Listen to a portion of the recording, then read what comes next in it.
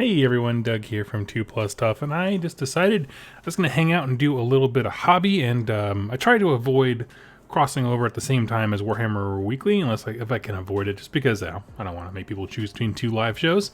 But they did their show a little bit earlier today, and so I'm just going to be sitting here chilling, doing some hobby. I have 10 Vanguard Hunters that I'll be working on. Basically, I'm just finishing the basing and that kind of stuff, and then they're done. They're like 99% done. And then I'm going to be starting on are my Vanguard Palladors, which I am very excited about. I have some ideas on these that I'm going to be kind of sharing. So if you can see and hear me okay, go ahead and let me know in the chat, and we'll go to the downward cam, and we'll get to hobbying, shall we? Here we go. Alright, so you can see I have 6 Palladors built and primed and all that stuff like that, ready for use. Let me just adjust my lights so I don't get blinded the entire time. Actually, I'm going to do some rearranging here. Sorry about that. Phoenix Kelly, hello. I'm just going to move my keyboard. Wasn't thinking when I set the Palladors there. And I'll show off here. There we go, my camera focus. So here I have my 10 Vanguard Hunters with the Celestial Vindicators theme, of course. It's got the teal blue armor, and yeah, supposed to be looking pretty fresh. I think they're looking pretty good. The fur was kind of a few experiments. I am excited to try the contrast paints on fur. You can't quite see it with your angle, but maybe you can. I did some stripes and that kind of stuff, patterns. I did kind of a mix of patterns. The only thing I didn't do was like leopard print where it's like dots. It's always stripes or something like that.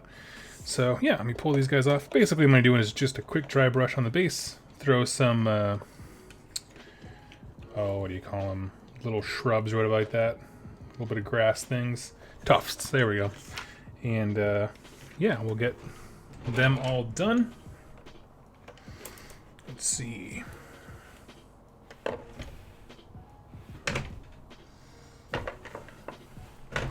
There we go. Swashbucking here. Hello, hello, everybody.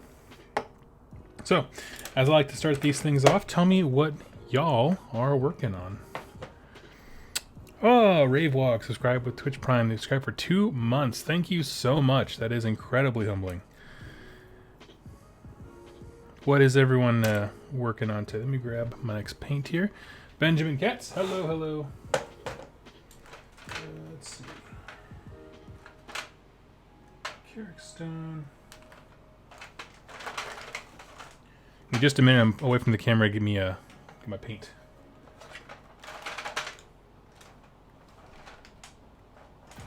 Yeah, it is a universal rule that the second I go live, like I can't find the exact thing that was just in my hand.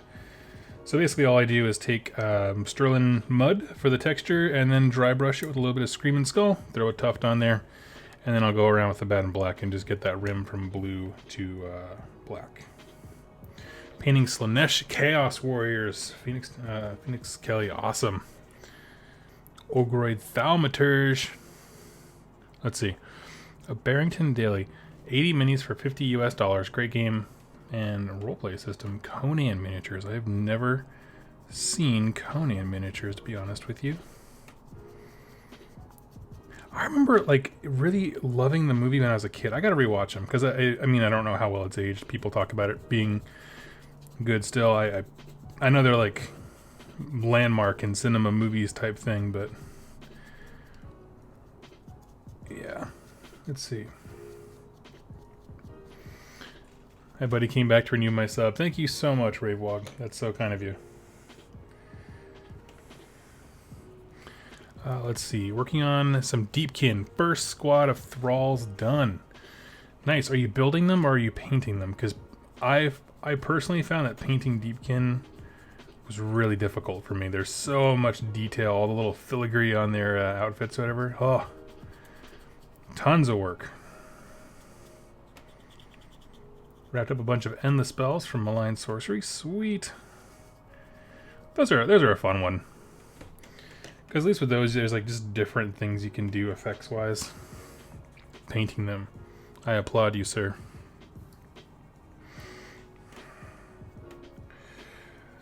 But yeah, so I'm excited for the Palladors, which I'll leave one laying here just to kind of show off my idea.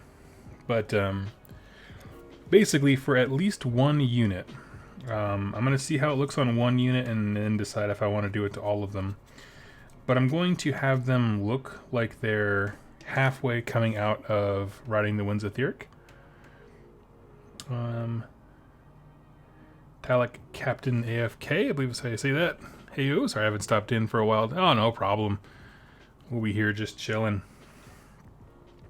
Let's see, our Stormcast, my god, that was hard, Vanguard competitive. You don't see them a lot on the competitive tables. There's some things, like for example, Vanguard Raptors with long strike crossbows are extremely good because they have this nice long reach. They can just reach out and touch whatever they want. You know, that nice range, that sniper rifle basically. And one thing that Jack from the channel Reloading Ones does, he takes Anvils of the Helden Hammer, which means for a command point, he lets them shoot in the hero phase, so he gets the double tap with them, and they become absolutely brutal because they have a chance to do mortal wounds and all kinds of stuff. Beyond them, like that's actually a really good unit just in general, but beyond them, the second you move away from that, stuff for the Vanguard chamber gets a little iffy. For example, these are all hunters, all the dudes on foot. And what a hunter is basically a liberator trades in his shield for a gun, which is great. You know, it's just some more offense. And also some ability to, like, deploy in weird ways. So when everyone else is being set up in the heavens, if you set these guys up in the heavens, instead of arcing them down like normal, they can come in from a table edge and be within, I think it's 7 inches of an enemy. So the trade-off is you have to be within a board edge, but you get to be right there, all right in their face. And if anyone has like, chronomatic cogs on the table, all of a sudden they have a 5-inch charge. It's pretty tasty. I know Doom and Darkness hates that word. I'll try to avoid it. But, so they can be good. They're just very unique. So, other stuff about them, like the Palladors, they're extremely mobile, which is a weakness of the Stormcast army. The problem is their mobility comes from, well, they have movement 12, which is great. I think it's 12. And they also have this ability called Ride the Winds Etheric, which basically says, hey, instead of moving in the movement phase, roll 6 dice. You pick a direction, roll 6 dice, and then you get to move them as if they could fly. Basically, they teleport. They go like into the warp and come out the other end. So they get to move through anything they want in that direction. So it's a great mobility thing. The problem is they can't charge afterwards, and I think that is a real Achilles heel of that unit. Like, that's why they don't get plays, because once they get somewhere, they can't do anything, right? Or they have to take a punch before they can. And they're great. They're like 5 wounds a pop, 4 up save, but they don't have a lot of damage dealing stuff. They are a mobility unit, not a a melee centric one. You can help them in that, but it's not their intended role. So all of that rambling to say, our Vanguard competitive, parts of them are good.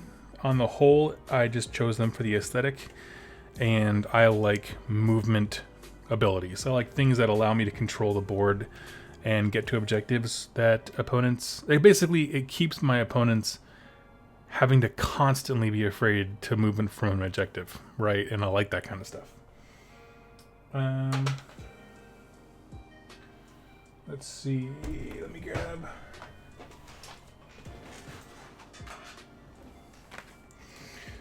my Graza Tufts. There's the ones I need.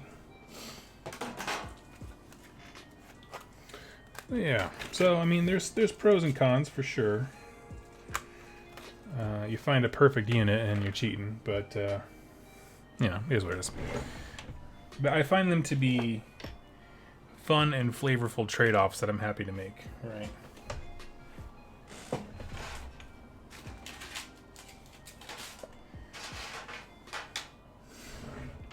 Okay. Another thing I do really, really like about them, about the hunters specifically is I didn't appreciate like having a very like your basic guy having a gun until I played Fire Slayers, the old Fire Slayers, when they all could throw an axe. And man, you can rack up some kills if everyone in the army just has a simple thing to throw. Like it adds up more than I guess I was expecting it to when I was playing them. So it's cool stuff. I'll be talking all about Vanguard. It's going to be on my mind a lot because it's the thing that I'm very excited about. I mean, I have a lot of Sacrosanct stuff because that was the collection when I started, like when I picked up from the original guy getting rid of them. But yeah. Give me 1 second.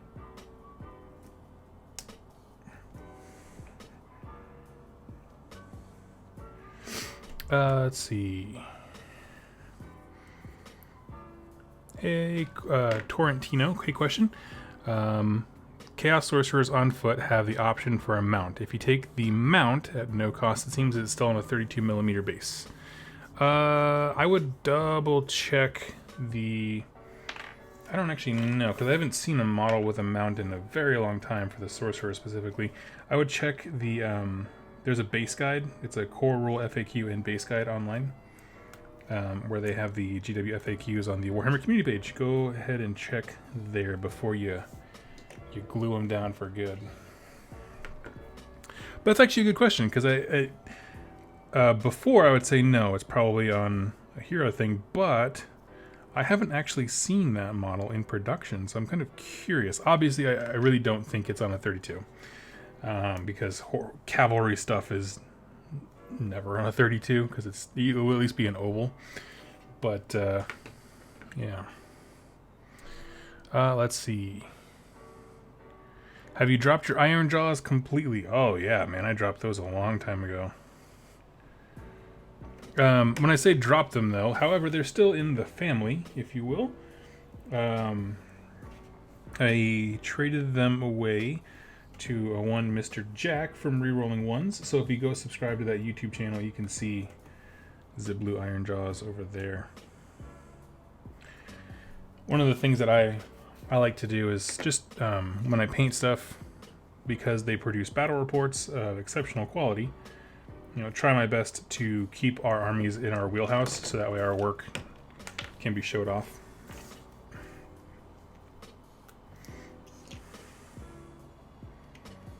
And Jack likes to not have to paint. Let's see.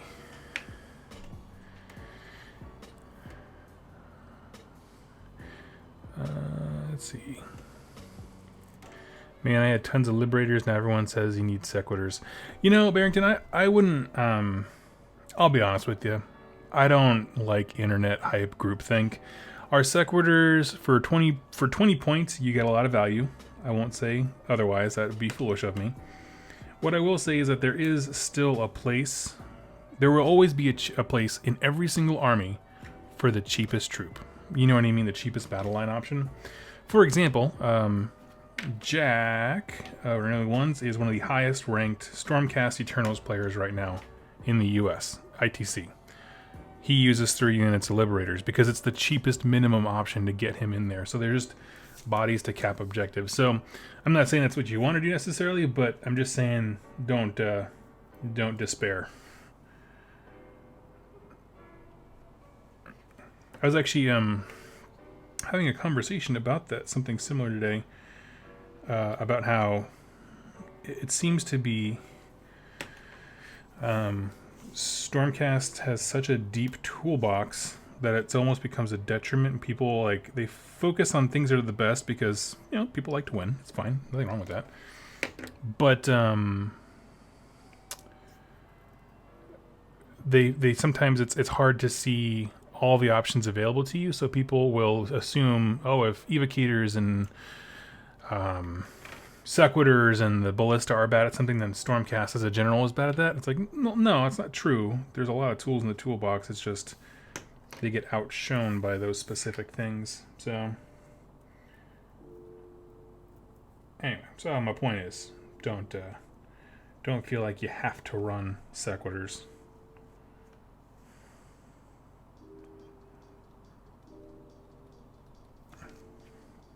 And now I need Jack to never stop using them, so I can always use him as an example as someone who does really well with Liberators. Let's see. JW Moo04. I want to run a cavalry-focused corn army. Is there a warband I should check out? You know, to be honest with you, I don't know all of the the sub factions of Corn. Someone someone else can help with that. What I will say is the Brass Stampede is a battalion that could work for any of those smaller ones that focuses exclusively on the blood crushers and all that kind of stuff. So I would definitely check that out. I mean, here's the thing. I didn't go into the Corn book in depth in terms of rules very much. I was kind of really just focused on the lore update, and I had a bunch of army painting going, so I didn't get a chance with my copy to really dive hard into it. But there's some cool stuff there, like a full cavalry army. I think for any faction that has cavalry should have a way to have a full cavalry army. And there sounds pretty cool. Yeah, I got an extra tuft here. Let's see.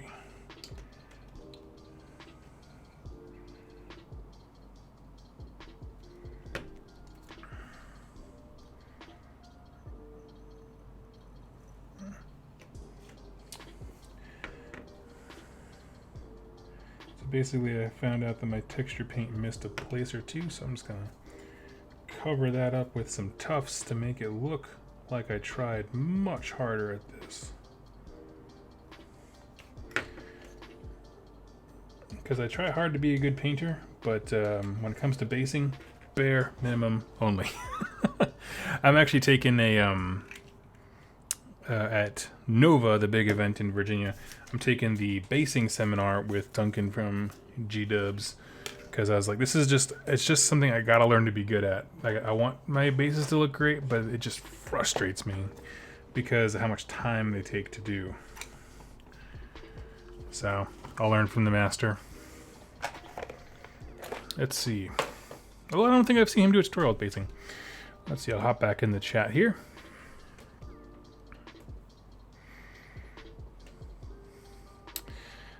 Thanks for the answer in the lore. I checked on the base guide and it only lists him on a 32, which kind of sticks you into giving him a stick horse and just saying he's delusional. I like that. I've been subbed to them for over a year. Always good to see you on there. Oh, perfect. Thank you. Gage Porter, it has been a while. Phoenix Kelly, with your Stormcast army, does that mean you won't revisit your Beastmen army? I actually don't have the Beastmen anymore. I sold them off. My journey into owning Stormcast. Let me get some paint and then I'll go into a double diatribe.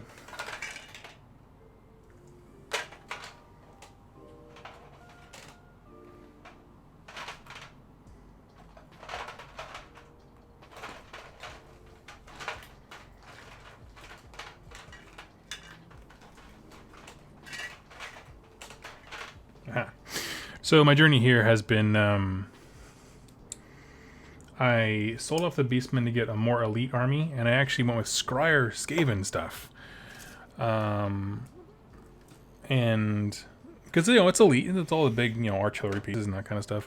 Problem is, I found it really quickly that I did not enjoy playing Scryer at all. And so then I was like, well, let's try and salvage this decision, so I wouldn't feel like I wasted the money I raised from the Beastmen army, and I tried going into Pestilence. And because of the way the battle line options work for Skaven, I reached this point where I had over 100 painted models and not a single army to show for it, because everything was, battle line if Pestilence, battle line if Scryer, but there wasn't enough overlap to all of a sudden have a fully done army. So I just got burned out. At the same time, I bought these for the intention of reselling, because some guy was clearing them out at a super crazy discount, madman discount.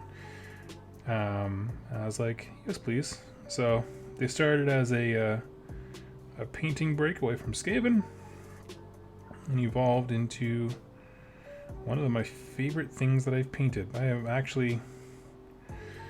I said so on my video today that I put out. I was like, I think this is what contentment feels like. I just really enjoy it.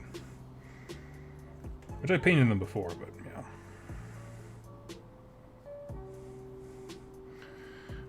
Let's see. Trying to keep up with the chat here. Last time I was here, you're doing Skaven. What happened? I still have the Skaven. I still have, well, I got rid of the Scryer stuff because I just honestly was not enjoying it. But I do still have the Pestilence and the Knotholes, and they're going to be part of a narrative battle report. It's going to be the Celestial Vindicators versus Skaven. I'm just waiting because I had the Plague Furnace commission painted by an excellent local painter. He really wanted to do something for the channel, and I was getting kind of burned out on Skaven, so I gave him that to do. And now Jack has it because we had to do an awkward trade-off. So anyway, point being, in the next couple weeks, I'll get to work on a narrative battle report campaign. Should be, I think, a 3-parter. I think that's what we're thinking. Someone who's often in the chat, I don't know if she's here right now, but Kenzie has been helping me write that up. She's been a wonderful patron for a long time. And she doesn't play a ton of games, but she really loves the narrative and that kind of stuff. She's the one I do book reviews with.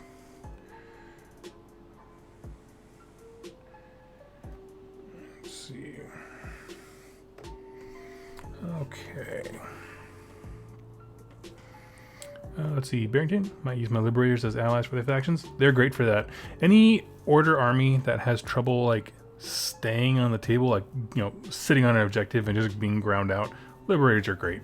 You know, if you take a lot of, say you're doing like Seraphon, take a lot of skinks to tie up the enemy and have your Liberators sit on an objective, they're gonna be so annoying. So yeah. Stephen Chan, really, if Total Commitment wasn't a battle plan, Stormcast would be better. You know, I was discussing this with somebody. I get why Total Commitment is a problem for us, and I wonder, and this is totally because I have rose tinted glasses as I paint a whole bunch of Vanguard stuff. I wonder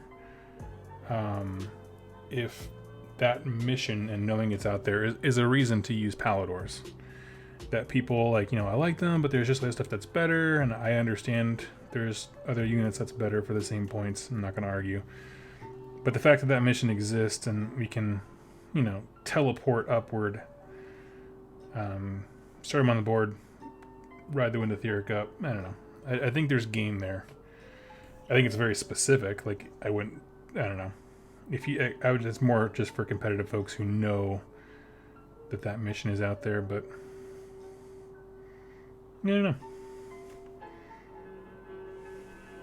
The only time I played Total Commitment was against a Fire Slayer army, so it hurt them just as much as it hurt me. They were all speed 4 and I was speed 5. So we were just like, okay, round 3. We're finally getting into combat. All right. It was painful. Oh, these guys look great. Sometimes it's hard to tell when the base and everything that is primed blue and your eye has trouble separating the teal from the blue around it. It's like, these don't look so great. And then you get the bases done, they're like, now they pop. I love it. Okay, sorry, back to chat. Let me get my next thing ready, and we're going to start on the Pallador. So, like I said before, I'm going to have at least, I'm going to do the whole unit, because I think that sounds cool. I'm going to have these guys coming out of riding the Winds of Theoric. So what that means is basically I'm going to paint the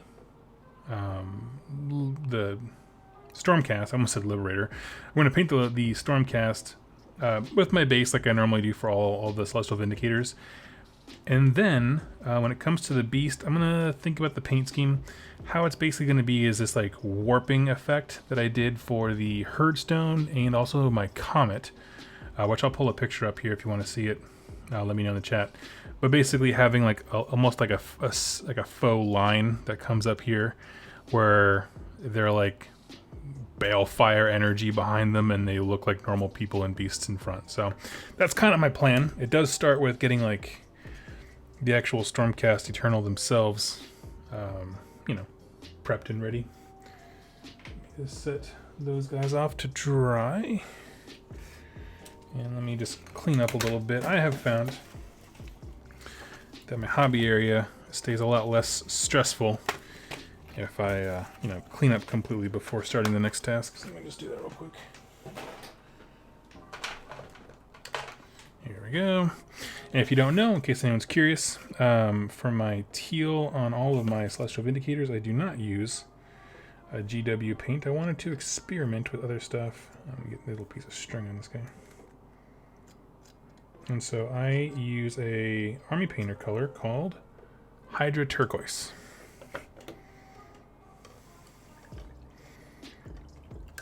Let's see. I don't know what it is about demonettes, but I can't put their arms on without messing it up. I've never built a demonette. I don't know.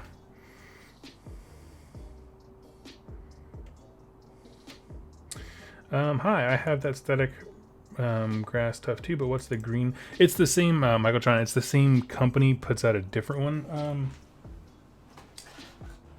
Yeah, I'm sorry. I don't have the name for it. I kind of combined it with another, with the brown one.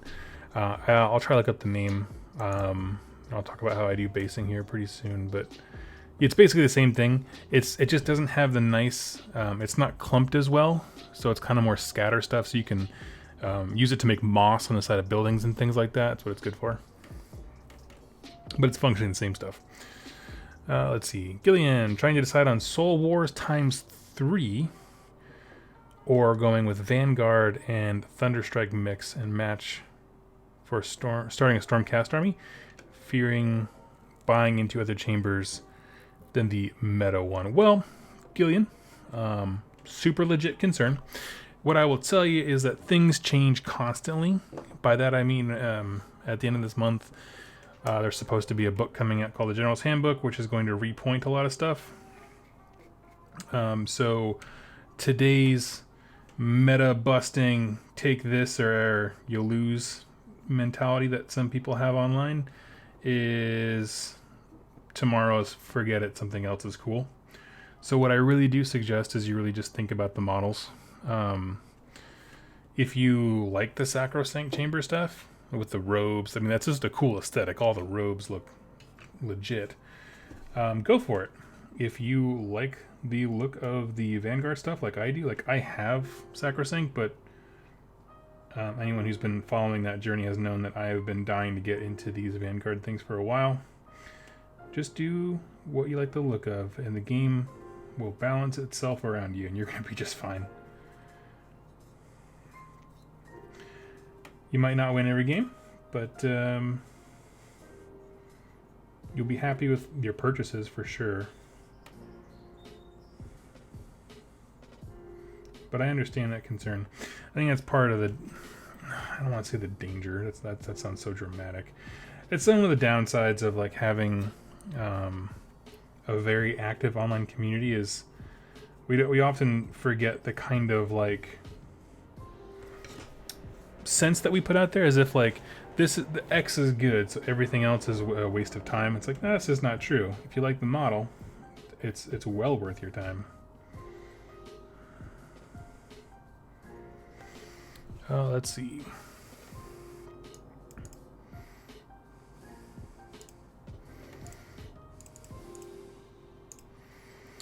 Going Jack, I'm keeping it. Keeping my Plague Furnace. I don't know why I keep forgetting the name of it.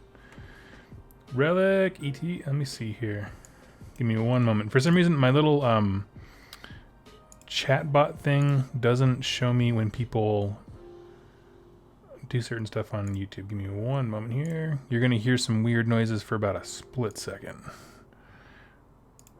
Here we go. Oh, Relic, you gave me $1. Thank you so much for your help. That kind of stuff really does help to keep the channel going. Because $1 is worth like 10,000 views. So it's a huge deal. Thank you so much. That might be exaggerating. Probably closer to, but it is probably closer to about 3,000. Let's see.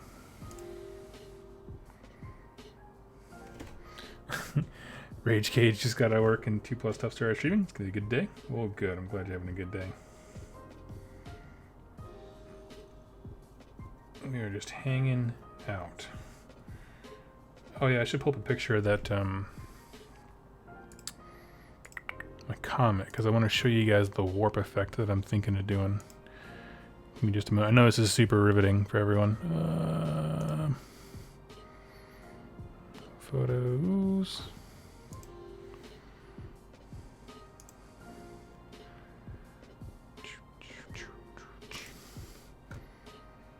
There we go.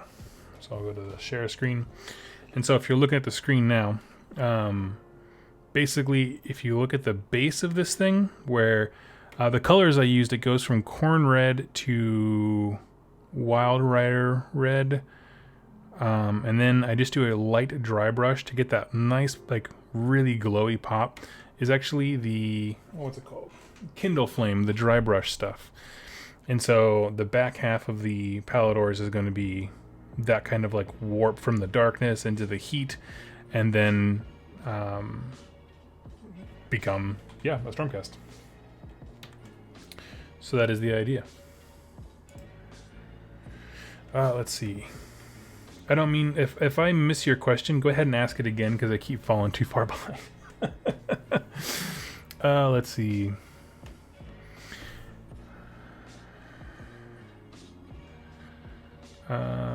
Thank you so much, Relic. That was very kind of you. Gage Porter, I've hit a hobby slump. Finally bought and sub-assembled Nagash. Starting to paint him. I don't like how it was looking. I've been a bit unmotivated ever since. Dude, I totally get it. When you, like, not mess up, that's not the right term, but when you're not excited about a painting project because of how it's turning out, it is daunting. And that's actually what happened to the Iron Jaws. I started to paint them, and about like a quarter of the way through, I was like, I don't like the way these look at all. And it just became this terrible slog of trying to get that army painted. And, you know, I think it sucked a lot of my enthusiasm for the faction away. As opposed to, you know, when stuff starts working good and things are fine, you know, you're motivated. So I would just say, paint one thing that you feel confident painting, that, you know, so you just get a sense of completion. I think that would really help. Be like, maybe I can't paint Nagash flawlessly, but I can paint this, you know what I mean? And then just kind of build up your momentum from there again.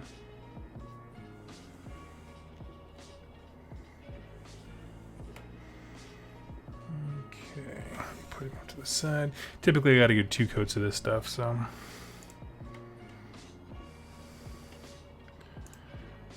let's see.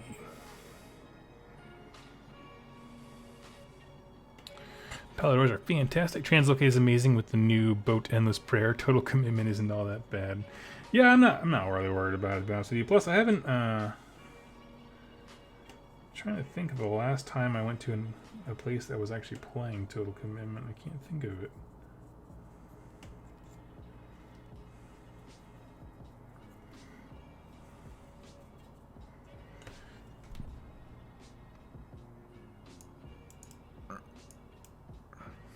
Let's see. Galdar, Palladors are amazing. I painted mine look like chocobos. Yes. Every game they make their points investment back by either winning objectives or killing characters. Favorite unit in Stormcast. Oh, that's exciting to hear. I think the Vanguard release made people not really look at the models. I'm not sure what you mean by that. Not look at the models. Like, the rules just weren't good, so no one took a look at them. Oh, I see what you're saying when Vanguard waiting around. Yeah. Let's skip ahead a little bit. Chris, Thiel, did you put your Deepkin up for sale? A lot of it is. If you head, I should leave it in the notes, but yes, on my eBay page, which is in the notes of that Deepkin video. Yeah, I put a bunch of them up for sale, just not the stuff that I wanted to paint. But I wanted to get my Vanguard, my passion projects started before I took a break to do the what is he? Server Boy, Big Wave. Let's see.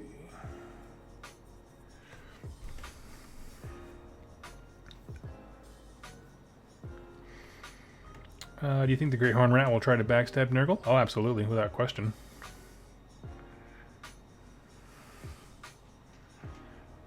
Let's see.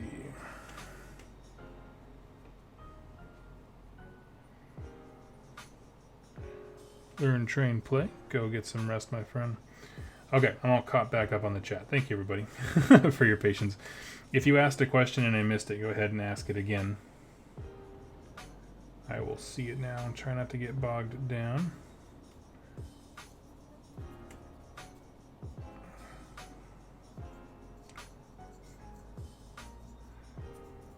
Let's see.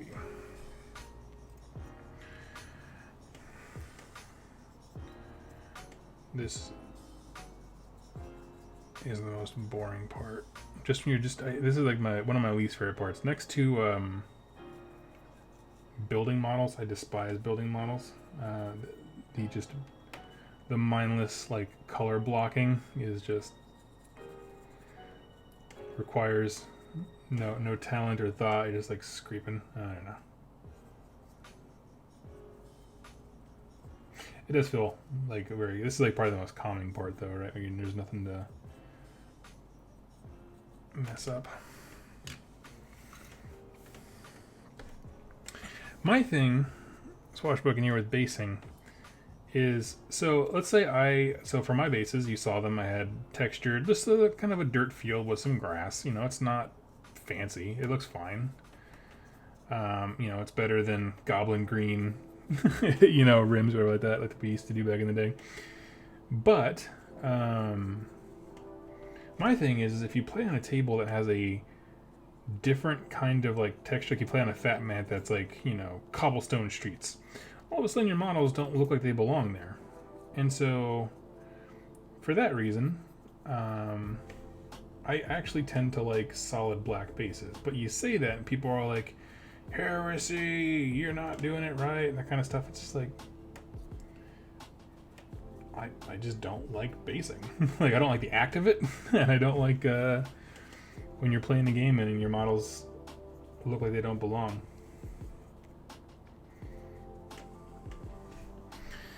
Keep saying I'm just going to buy clear plastic ones. Yeah, I've seen those. I have seen those.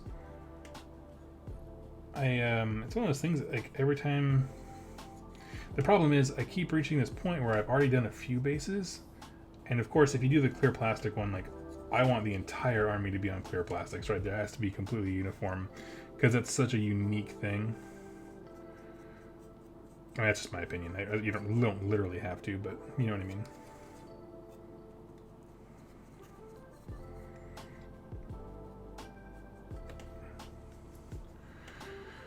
Let's see. What colors are you planning to do on the Griff-charger besides Warpy Goodness? You know, I'm going to level with you. I don't have the faintest clue. I know there's a few like pre-painted ones like for display in the Battle Tome. I'm going to go check that out. But honestly, I have no idea. Like, painting creatures is not my strong suit. I don't know. Let's see. None of my models are based. Going to change that with Magma Droth. Sweet. Awesome stuff.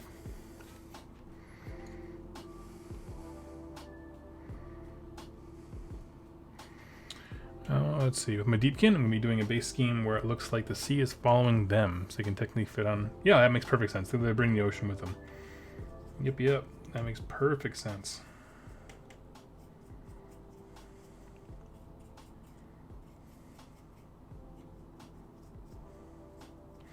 Yeah, I'm not sure how to do the actual Griff-chargers. So if you've seen, I guess I can pull a picture of them up because I'm already on that page. If you have seen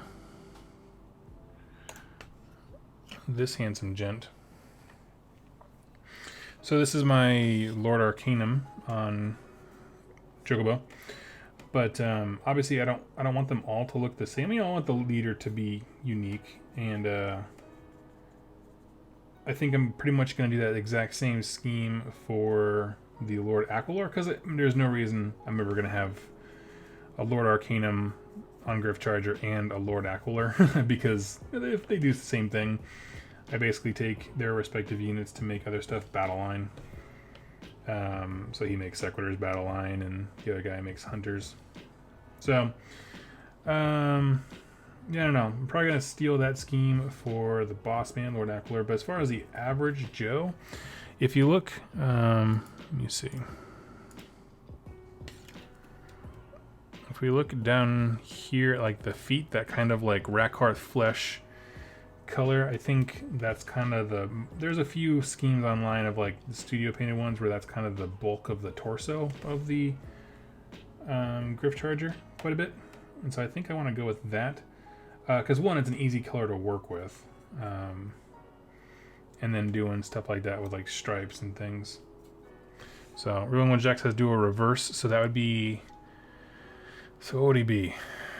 Because, well, it's kind of hard to reverse because like his actual like torso upper body is purple, and the feathers turn pink, and his feet get fleshy, right? His legs, extremities get fleshy, but the core of him is purple. So if I inverted that, the core of him would be pink or Rackhearth flesh. I don't know. I kind of want to have more color than that. There's one. Let me see. Game. Oh, geez. Games Workshop. Palladors. I do like this scheme, which is the mostly fleshy one.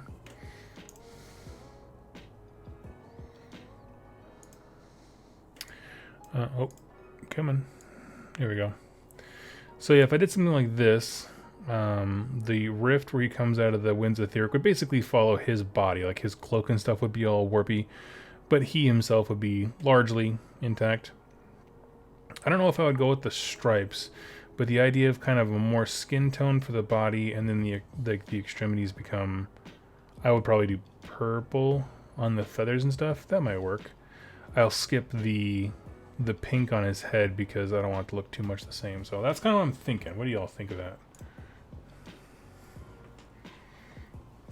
Pink to purple.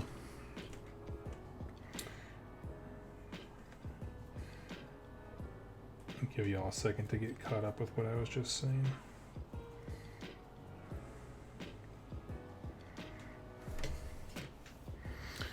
Yeah.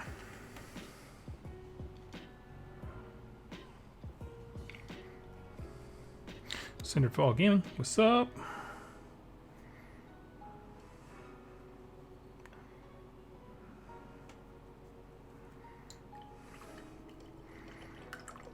Okay. Just sitting here getting some base colors done on some Palladors and Griff-chargers. Living, laughing, and loving.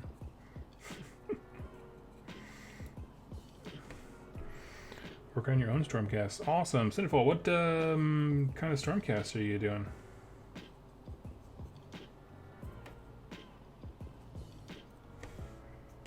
Like a chamber or color scheme?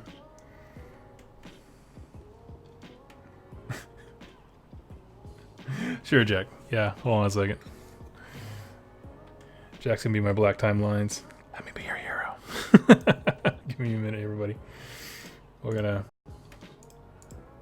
I do have to turn the music off so that we can not have Jack be deafening or super silent.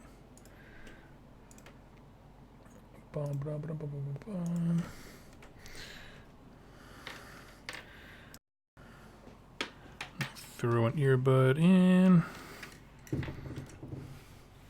In theory, this should not be too difficult.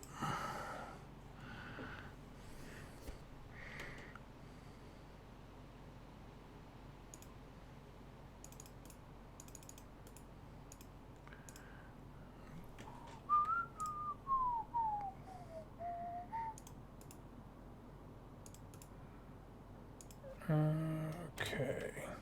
Give us 1 second and work out some technical stuff.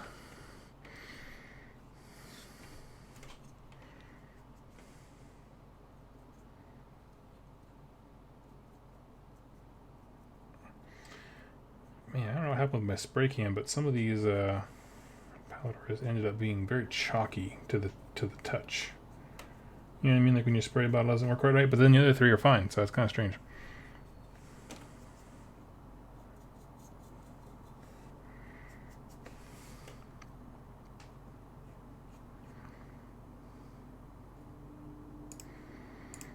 Let's see.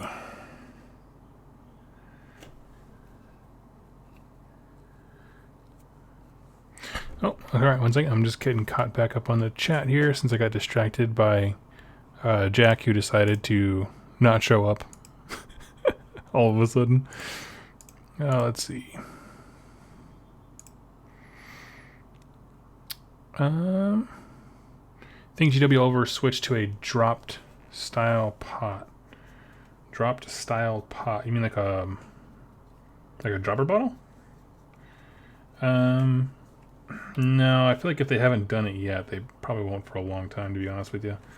They've had, I mean, I feel like if they didn't do it for the air paint, which is like so, it just begs for a dropper bottle because of the nature of an airbrush, then I don't foresee it happening anytime soon. That blew my mind when they didn't introduce a dropper bottle, but whatever.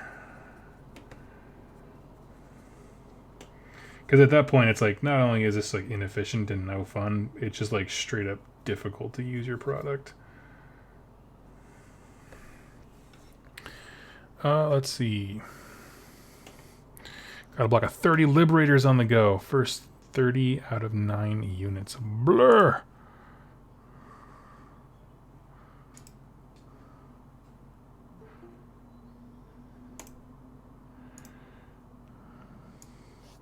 Hello, hello. Hello, friends. Okay, give me 1 second. Hello, friends. Go ahead and talk for a bit. Hey.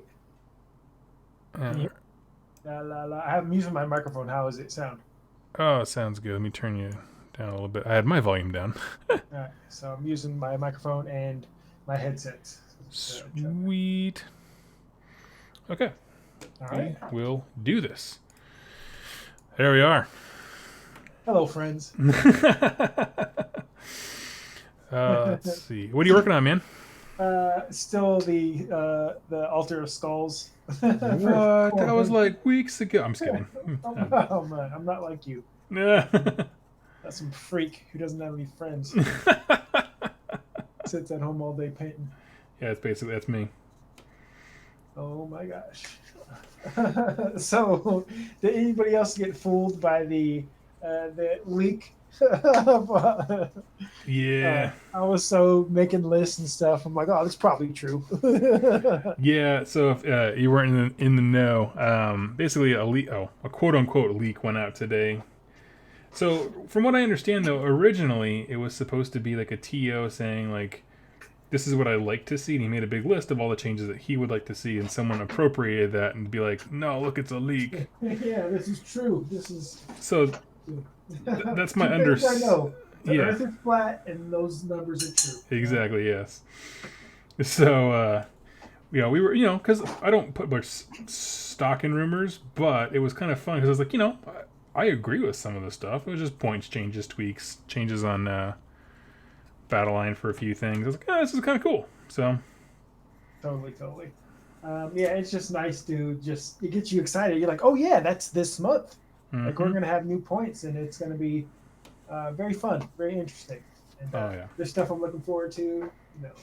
Stuff that we all assume is changing, but hey, we could be wrong. Yep. So yeah, it's fun. Evocators are gonna go down in points. What's up? I was going to say, change the topic. The new Chaos Bane game came out yesterday. Yeah. And we got to take a crack at it. We played for about an hour and a half, which I enjoyed it. And I played Diablo growing up, Diablo 2, even And so any kind of dungeon crawl sort of, hack and slash, pick up loot. I've enjoyed those games, and it was very interesting for me to watch you play one of those games for the first time. Yeah, no, I had no idea. Because the game is it's one of those, I don't know what it's called, but it's you kill something, loot drops, It's like those mouse. If they get cheese every time they hit the button, Yep. they're not as. But I forget what that's called, but it's totally that's what those games are. You Yeah. occasionally get something good, and you're like, it's cool watching you go, ooh, treasure. And I'm like, hold on, I need to see if this is good or not. Ooh, a piece of candy. Ooh, a piece of candy. And so the game is it's fine. I'm not a huge fan. Like I'm a PC game player, and you can totally tell that was built for like consoles. Yep. And it's nothing I've never seen before, but it's cool to play into this universe, like the old world now, but play a game where it's like, oh, I remember being a kid and wanting a really good Warhammer video game. Yeah. Or just something set in that world. I remember there was this game called, it was before Dark Omen. So it was like The Legend of the Horned Rat or something. Oh, like that. Shadow of the Horned Rat. I played that. Yeah, that game, I played it on the PlayStation. The controls were so bad. They're terrible. They're awful controls. But I played that game so much because it happened to be in this universe I really dug. And so I even played the Warhammer MMORPG back in the mid 2000s. I just was not hooked into it. Yeah, that's fair. It was fun. Like, so I have a coworker who's really into Diablo. Like, just that's just his game. And so we were chatting about it, Chaos Banes, because before I had nothing to bring to that conversation. I was like, yeah, it's kind of similar. So, should we go offline? Did we? Nope, I'm online. Okay. You're good. Let's see. It's back. Yeah, no, should be good. Let's see. Yeah, that kind of, it looks like in the chat a few people saw that as well. So, I don't know. I try to be super open to change and that kind of stuff as I put a post up about, but I also don't play at the top levels where a lot of those things really matter. You know what I mean? Oh, yeah. I don't know. Yeah, it's interesting. Like, we've talked about this many a time, like tournament play and casual play. And I was listening to Warhammer Weekly today. It was really interesting hearing Rob's take on stuff. And Tom, you can tell they're really competitive players. And so it got me like wanting to go play at a tournament. Because it's kind of like, my favorite part is you see somebody take their deadly killer list and then you bring yours against it and you try to, it's problem solving. Yeah. And I especially like taking my list because it was nothing I saw online or anything. It was something kind of I kind of came up with on after many games, and it was just like it's presenting something like, what do you guys think? Pretty good, huh? And, like, can you solve this puzzle? But I kind of the aspect of it I didn't like is playing people like with that army outside of like top, even like at tournaments it can be unfun, but if they're tournament players with tournament armies, I didn't mind it. But people who are new to the game or this is their first tournament and then playing them with that army, which is just not an army to play against, a fun play against. And It's like, oh man, I'm giving you a bad play experience, which kind of sucks. But I feel less bad because it's at a tournament. Yeah, I mean it's something I think like we're mentally prepping to go to Nova here soon. Like I think that's an army that fits super well into like the Grand Championship where everyone's gunning for the top. But for a local event, it just attracts a wider swath of kinds of players. Yeah. Some of which who are like me, where it's like I came in second for everything, had a great time. Yeah, over this past weekend, I got to run Slanesh for the first time at a tournament. Yeah, how was that? And I got the first game. Honestly, I got my teeth kicked in. It was bad, but I kind of got some of the same feelings I got playing the shootcast list, where it's like because like it can be like especially the summoning for Slanesh can feel abusive. Yeah, like there were at points where I didn't summon because I just felt like the game was decided by then, and I'm just he's already dead. Yeah, if I summon more stuff, it's like it's unnecessary. Yeah, and it's like how fast it comes. He's like, and I'm reading them like, am I doing this wrong? This seems too good. That's how it works. Yeah. And like, and I got to play a game yesterday too when I got a beautifully painted Archeon, and it was my first time playing him, and he feels dated. When you're like, huh, really? Well, this 200-point model can do what you can do better. But he did survive a long time, and he had it's 20 wounds, so that's 19 depravity points. Exactly. Oh, it's so gross. But it's interesting playing Slanesh where you're thinking, okay, I'm looking at puzzles I could solve with my, or problems I could solve with my Stormcast army. Yeah. Where I'm like, how do I beat that? Like, if they have stuff behind, like, I could just shoot stuff, and so you couldn't really hide behind anything. But now it's like, okay, how do I get to you? If you have all this chaff in front of you.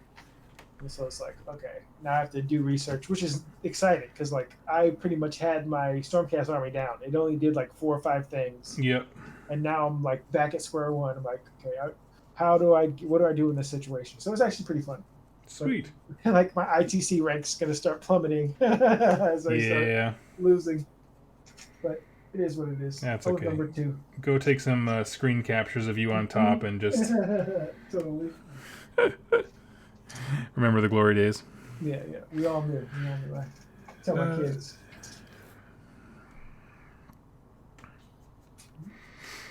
Let's see. Jack, is your phone near a speaker by chance? Oh, yes, it is. Yeah, sometimes it makes a little racket. It's all good. So, what kind of slashes did you run to your event? It was a 2 Keepers of Secrets, Contorted Epitome, Infernal and Rapturous, a unit of 30 Demonettes and 2 units of 10, and Spell Portal and Cogs, and the Hero War Scroll Battalion, which at the beginning of the combat phase or hero phase, you roll a die, and if it's less than or equal to the number of heroes you have from that battalion, you get a command point. And I brought the Demonette kind of a War Scroll Battalion where if you roll a 6 to wound, it's a mortal wound instead. Oh, okay. So that's actually nice when you're going against like Nighthaunt or actually anything. Mortal wounds are awesome, but just in general. Yeah, in the first game, I kind of was just like, all right, I'm going to test everything out. I'm just going to run forward and see what happens. And it's also nice because my army is a 2-drop army because I run both those War Scroll Battalions. Yeah. And so, I've never had this problem where I like, oh, do I go first or do I go second? Because when I played my Stormcast, I had 9 to 12 drops, and so I wasn't going to go first. Right. And so I actually usually enjoyed going second because if I got a double turn off, it was pretty much a wrap. So now I'm like, okay, well, I can get to people with an Alpha Strike if I get Cogs off because my army's really fast, or I can let them go first, get a little closer, and so I'm trying to find out that balance, which is exciting. I'm definitely, it's like, getting thrown on stage without, you're not sure how you're starting your material, but then you're gonna get going. I don't know if that analogy works, but anyway, I'm excited to have a new army because I was Stormcast out. I get that. But unlike you, I'm not gonna settle. I have no intention of selling these guys. What I will say, hold on, shut that face up. So what I will say is I need to at least keep them because I have put more effort into basing them. The last time I got rid of an army that I had fully based. What was the last time? Is that Ironjaws? Fire Slayers came after Iron. Yeah, Ironjaws. I regretted that because I hate not having a fully done army. So I don't know.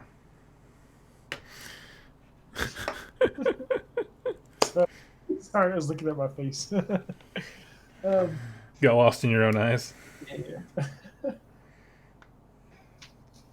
That's funny. Well, that Stormcast army came together pretty quickly. I was listening to you earlier talking about your Palladors, and I actually think their movement thing is really good. And have you thought about taking like the boat or the bridge for even more speed? Definitely thought about taking like a translocate prayer guy. Translocate. As far as the other stuff, I haven't really thought about it. Do you think there's a lot of value in this? The boat it's good, but it's also Stormcast bases are huge. They have the 40 mil, I think, right? Yeah. Yep. And so, how many guy realistically, and with 2 wounds each, sacrificing a model that's 2 wound versus 1 wound, plague monk, you have to, you know. So I think the bridge might be better for Stormcast, but also translocate is an amazing ability. So for even if you're playing the total commitment, which is it's puts you at a disadvantage, but it's like your opponent's at the same disadvantage. Yeah. And so it's just like a tool that you're used to having, you don't get, but it's not the end of the world. I think maybe some Stormcast players like, oh, it's total commitment, I'm not even going to try. Hit checkout. Yeah, it's like, okay, I'm just going to chalk this one up. Where, there are ways to get around the board. After, translocate is, you can do it once a turn and it's on a 3-up, and you're teleporting outside of 9. I think you have to be wholly within 9 or whatever, but nothing that's not manageable. Yeah. And that's how I was able to win tons of games. And like, I had a Lord of Quiller as my general, and definitely like you're doing, I would run and get an objective. Roll. I'd always take the ride the winds or trait, the one where you can roll an extra die. Yep. I'd always take that one. Yeah. I'm excited about that. I mean, that came up when you and I were playing. That one of the first times I actually put the army on the table. I had the Lord Arcanum just bolt up and grab an objective. Tried to do it a second time, didn't pan out that time, but it helped that you rolled a 1 the very first turn, so you didn't light the candle for the objective. Exactly, yeah. That was huge. That game was really fun. Can't believe I won it. Huh? I said I can't believe I won that game. I know, man. That's okay. I don't feel cheated. That was a fun game. It was infinitely more fun than what I was expecting when we had the rules wrong. Let's see. Cinderfall Palladors are cool. I got 36 to paint. Oh, 36 Palladors. That's a lot of Palladors. I wish if you took a Lord of Quiller, Palladors would be battle line. That'd be nice. Go for it. I was just like, I want to see more stuff that you don't see on the table. Like, because honestly, when you go to when I went to the GT, it was like you saw the same army over and over. You saw the same models, you saw the same army, and so it was kind of cool being the guy who had a different army. Or like, oh, this can be good too. I think my best was a 4-1. Like, I don't think I'd win a GT, but I definitely can play spoiler to some people, which is fun. And if you're going there to have fun, and there's an outside chance that anybody can win. It's a game of dice, but yeah, I've yet to beat Deep Kid with them. Yeah, that's a tough matchup right there. Oh yeah, I need to go grab a couple paints and some water. I'll be back. Yeah, no problem. Let's see. So what I decided to do for the Griff-chargers, I'm actually doing a base with Demonette Hide, and I'm going to build it up with a really soft Slanesh Gray, of all things, to make it, I don't know, pop. We'll do a wash. I'm not sure which wash, but maybe Druchii Violet. Get some purple in there. So basically it'll have like a soft purple tone, but it won't be like ba-bam purple like the boss's one is. So that's kind of what I'm working on now. Let's see. The bridge is great with an Arcanum list. Cycle the Storm just brings the model back. Cycle the Storm. Oh, yeah. That's funny. So, Jason in the chat pointed out that the bridge is great with the Lord Arcanum because he can just instantly bring a model back. Ooh. Well, that's not the bridge, that's the boat. But, the boat. Yeah, whatever. That is a good combo. You have to see how many guys you can get around it. Because I know it's a lot more than you think. Did you see that base? Yeah. If you haven't seen it, it was on I think last week's Warhammer Weekly. It was somebody's pick, but yeah, some company made a template for a movement tray for those specific endless spells, and I think it was 50, 25 mils, and I don't remember how many 32s, but yeah, it was crazy. Mm-hmm. Yeah, it was like, oh wow.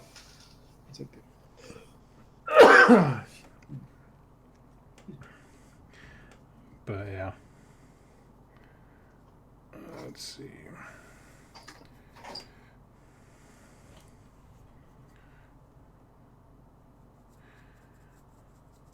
What part of the altar are you working on now? The brass that's trimming still. Oh, that's gonna take forever. Yeah. Yeah, yeah. Excuse me. I airbrushed all the bone color. Now it's just forever painting all this stuff. Actually, it's been a minute since I started painting on it. At the stage where, unless it's a hobby hangout, I'm probably not painting. Yeah. Don't have that inner dub. But Yeah.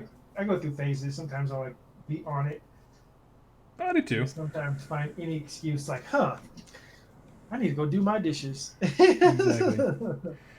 I'm the same way. I'm just like every once in a while. I'm just like, you know what sounds really great? Skyrim. Just walk away, play Skyrim. That's one of the nice things about Total War is just being able to paint between turns. I've got way more painting done doing that. Oh, really? And like, well, that game in general. That's the sad thing about like Vermintide and Chaos Bane. It's like you have to be there constantly. It's not really turn-based. That's true. It's true. But I found I was thinking about it today. We were chatting last night as we were trying out Chaos Bane. I like Chaos Bane because it's this nice intermediate thing. Because like Total War, if we're like just chilling, there's a whole lot of nothing that happens. You know, armies are just walking toward each other. And on the other end of that spectrum is Vermintide, where it's just constant insanity and screaming. That's a nice intermediate. Yeah, it's just kind of chill. Yeah, Vermintide can be stressful. I know. Like, you start playing with the mechanics, like, oh, this is pretty fun. And then, like, 45 minutes into the game, you're like, where's the friggin' potion? Potion, please. Let's see. Rage Gauge, what would you think if at the end of Soul Wars they brought back Cetra to get revenge on Nagash and reclaim portion of the armies of the dead leading into 3rd edition? Well, you're asking the wrong guy, because I have no love for the old world and or Cetra. Not because I think it's bad, I just wasn't a part of it then. So, sure. Like, it's, I think I've mentioned this before. Like, Cetra happened in between my Warhammer like being into it. Like as a kid there was no Tomb Kings, then I got out of Warhammer, Tomb Kings happened, and then I got back into Warhammer. So, and then AOS was gone. Yeah, I just totally missed it. And like honestly, Cetra reminds me of Bacon and like zombies, like zombie apocalypse. Cultural fascination. Yeah, people just talk about it forever. Like, is Bacon really that good? Bacon's good, but can you shut up about it? It's like, or Cetra is really that. Can people really just? All right, we get it. He's cool. He doesn't bow. All right. I don't have any truck with Cetra. Don't care. The more people talk about it, you're like, ugh. It's like people who've never seen Star Wars or Game of Thrones. They're just like, stop talking about it. Really, it's not that good. Yep. And you just want to tell them, no, Cetra's really that good. You're like, okay. Tomb Kings is the CrossFit of AOS. Gotta talk about it. It's like, all right, man. No, I hope he doesn't come back. I totally understand people's love for character, because I feel the same. Like, I love Teclis. Like, I think he's awesome. Because I did read those books, because I was getting into Fantasy Battles right as it was wrapping up. So I was like, I picked my faction and read that. But yeah, I don't know. I just didn't have time to get into everything else. I'm a big fan of Gotrek, so I was excited that he's coming back. And I listened to one of the Gotrek audio books, I think, but I never read one of the books because when I got out of Warhammer, this when they first started writing books. Oh, okay. The first one, yeah. So this way I would like dip my toe in, like kind of go to GamesWorkshop.com like every year or so and see what the models look like and stuff. What you guys doing? How's it going? Yeah. And I remember like when they first started going all plastic, I just looked at it like, oh, these look awful. But now these plastic models are better than anything that they come out with that was pewter.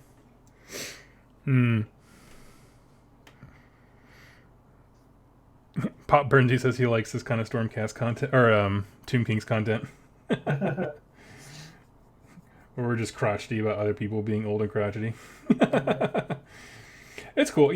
Like, honestly, I've always held this opinion, like, with all the stuff that happened when they deleted factions, is like, if you actually owned it, no joke, legitimately feel bad. But I find that most of the people who are very vocal are just whiners who, and I say most, again, most, not all, are folks who just like, they just jump on a bandwagon looking for something to hate. So I don't know. There can be a lot of negativity. Yeah, my goodness, man, that story thus far video. So you actually suggested that I do that.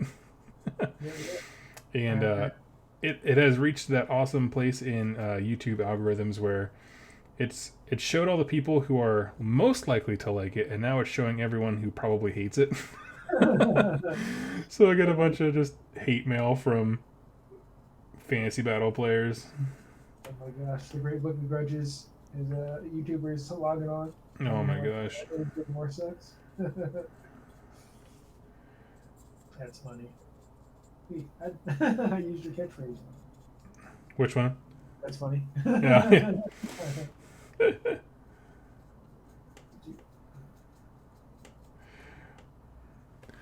Let's see.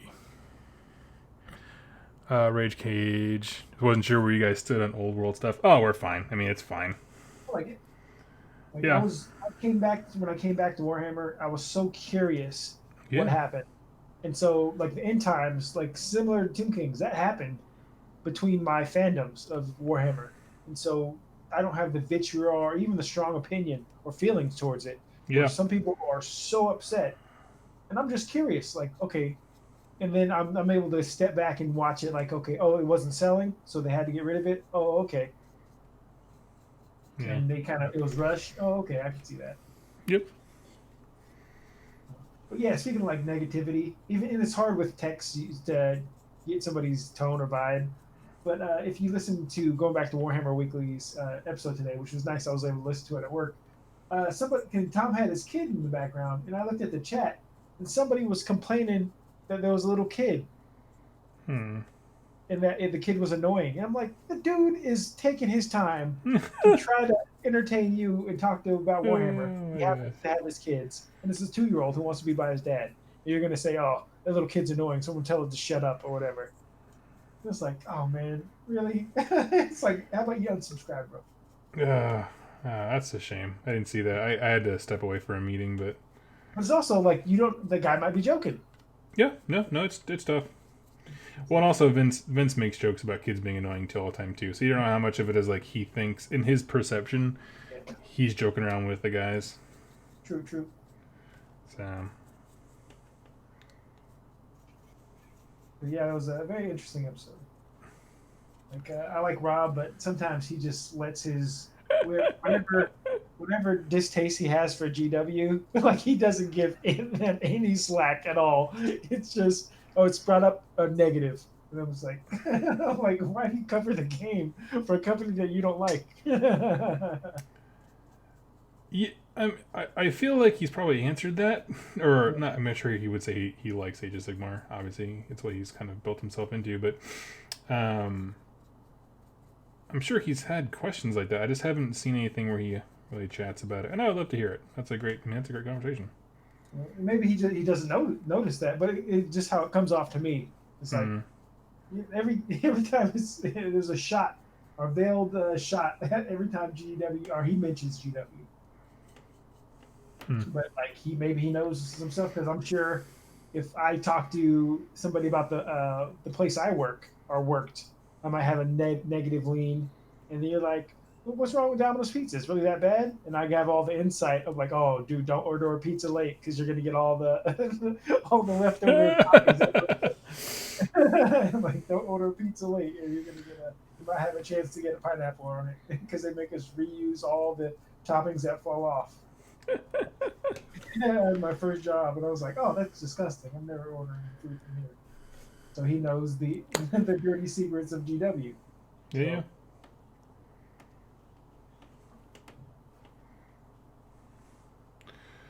Let's see.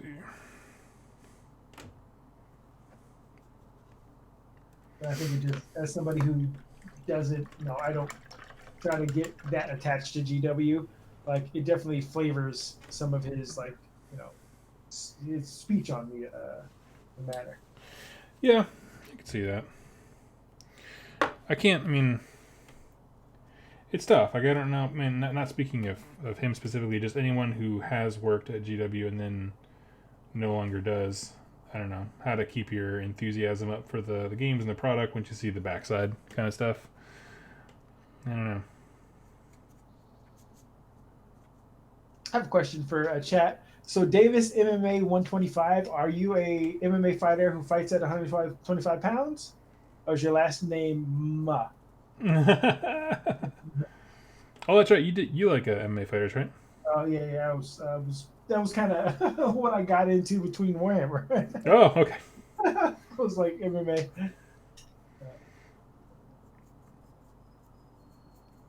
I'm trying to think of some other acronym that uses MMA, but I can't think of anything on the fly.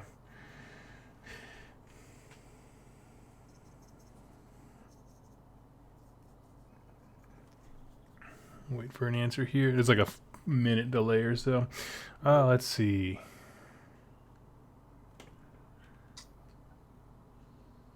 I don't know. Yeah, it was an interesting thing. I mean, for the parts that I could listen to, I like that they started off by setting the distinction between matched play and organized play, and it's something I don't hear enough. And so basically, the way that Vince, I think, very intelligently started the argument, conversation argument, was just saying, like, you know, there's match play, which is two people can just be hanging out, wanting to do, like, you know, cool, fun games like we do, but they still use points and scenarios and that kind of stuff. Mm-hmm. But then organized play would be like, no, we're here to win, right? Like an event. I don't think I got those backwards, but yeah, I think that's basically what it was. So yeah, I love that. That was a cool distinction because, like, it's been a really weird week for me, where I think I said this in our group, our local chat, where it's just like, I feel like an open play man trapped inside of a match play world. And I do, just because it's like, you know, people talk about like, oh, Gristlegore is way overpowered. Like, okay, well, you know, why don't we just play like, you know, Gristlegore guy gets 1,500 points and I get 2k of KO. You know, and people are like, wait, what do you mean? It's like, well, I mean, you know, let's just change it to have fun. That's all there is to it. I have no problem with that, but other folks, not so much. I don't know. There's no right or wrong answer there, just opinion. It's like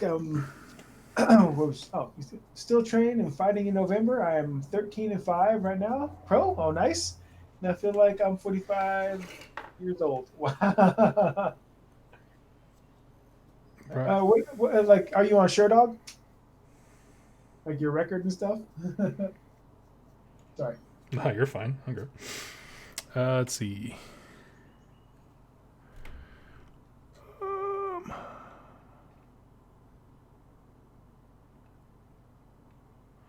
Since killer, Zimmer 1984 question, and then you don't have a question. Hey guys, loving the hobby progress. Wondering if you plan to cover the AOS RPG tabletop role-playing game Soulbound when it comes out. You know, go ahead. Oh yes. Yeah, I have never played a role-playing game. Like a real life, like I never played D&D, never played, what's the other one? Pathfinder, yeah. Vampire Masquerade, nothing like that. Never. Which is funny, I say it to people and they're like, what? Like, I don't know, yeah. I've never played one seriously.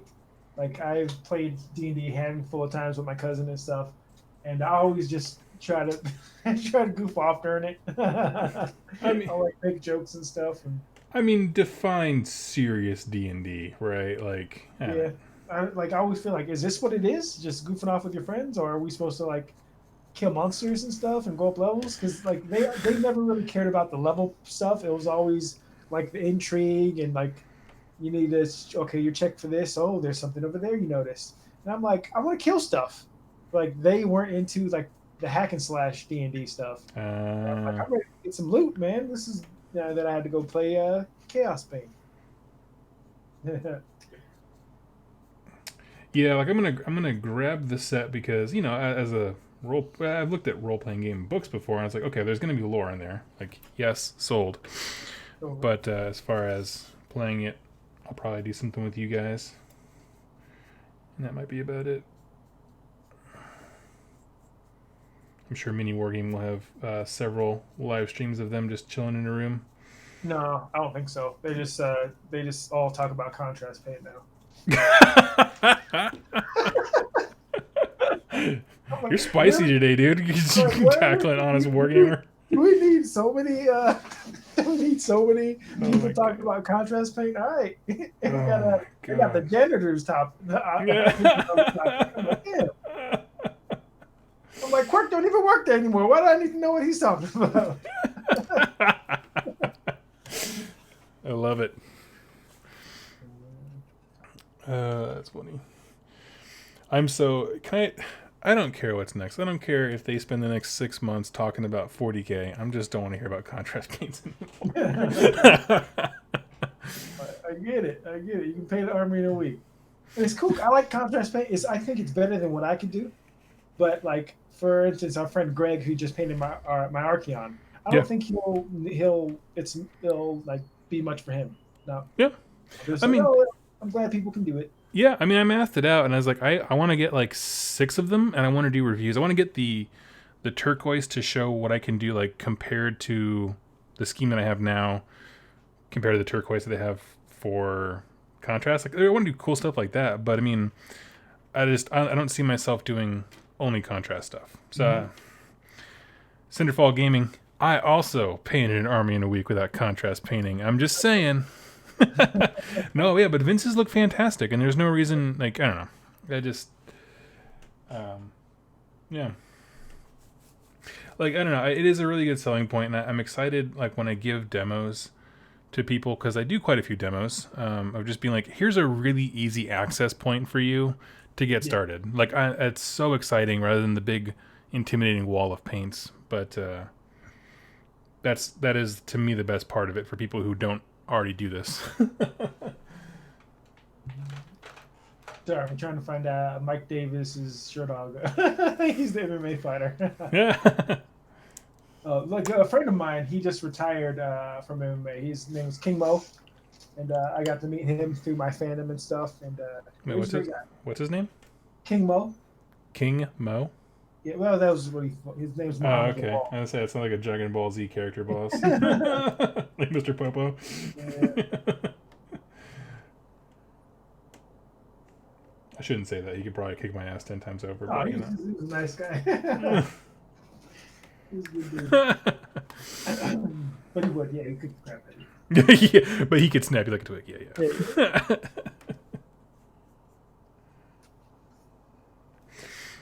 Oh, that's funny. Contrast Paints had a good video today showing a 40-minute Carnosaur. Like, dang. I didn't see the 40-minute video.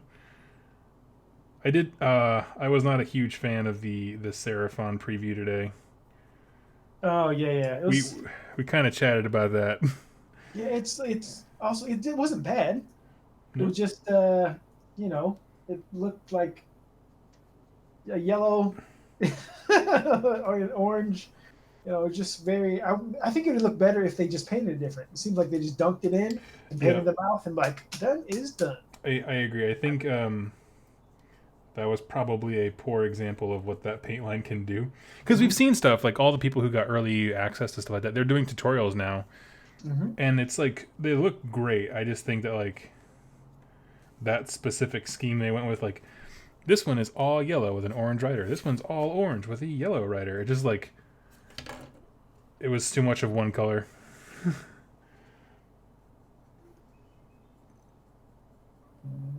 Sorry. No, yeah, it was just, and like the skinks too, they're just like yellow. I'm like, okay, you probably didn't paint this army in a week. You probably painted it in 2 days. Yeah. And said it took you less than a week. Which is impressive, but at the same time, it's like if you put an extra day of work into that, it could look really good. Yes. Totally.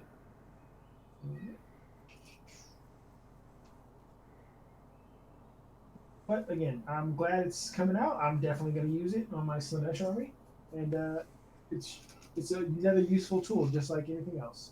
Mm-hmm. It can probably be bad if you abuse it, and just I'll use it in addition to the stuff I have. Like I'll Yeah. airbrush, I'll zenithal, I'll do all this stuff, but I'll also use contrast paint. Yeah, I think if you do some cool zenithal highlighting, I think it's gonna look sweet. There are things like I like the way my Stormcast look. I'll probably still stick with how I paint my Stormcast. Mm-hmm. But I'm still waiting on my Slanesh army before I start. I'm just waiting on contrast before I start painting my Slanesh army because it's probably going to be mostly contrast. Do you know what colors you're looking at doing? I was going pink and blue, but I'm kind of the Greg from Cranky Old Gamer. He's commissioned. He's painting my 3 Keepers of Secrets, the Shalaxi and 2 regular ones. And I'm kind of, as an artist, I'm letting him. I kind of gave him a direction to go in. Mm-hmm. And I'm just, hey, do your thing, and I'll paint my army accordingly. Yeah, that is the best way to do it. Mm-hmm. When artists have freedom, they can do whatever they want, and then make some cool stuff. Yes. Blow your mind.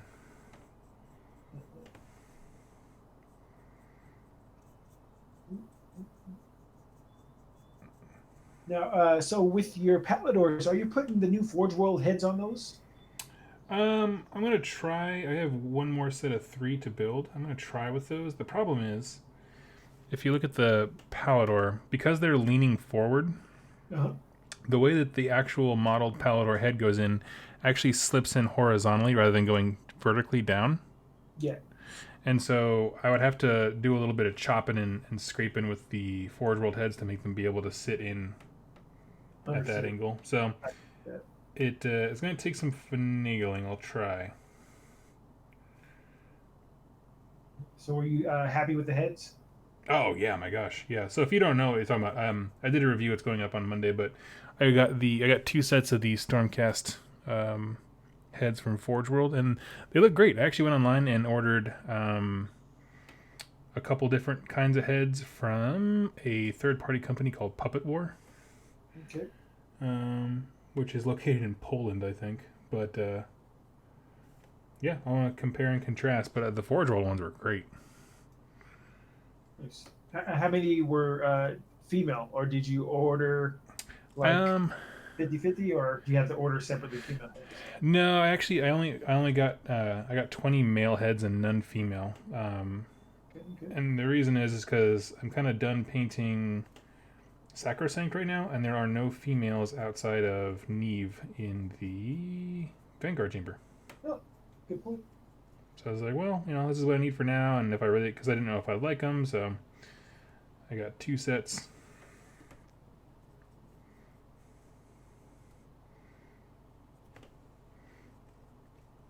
Let's see. Let me check out the chat here. So we get one. The leather one is 100% needed for me. Yeah, the leather one looks great. I mean, the contrast paints that I'm excited about are the leather, the maybe alternate turquoise here to see how it compares to my scheme, and what is it? The white. I'm kind of excited to see the white. Let's see.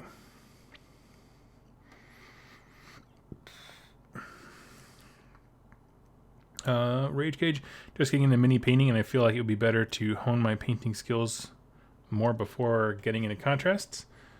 Wouldn't want it to become a crutch. I don't think that's the right way to look at it. I mean, they're definitely there for you to use. One of the things that's cool about contrast that they came out with is that they do have a thinner medium, so you can like thin them down and do blends and that kind of stuff.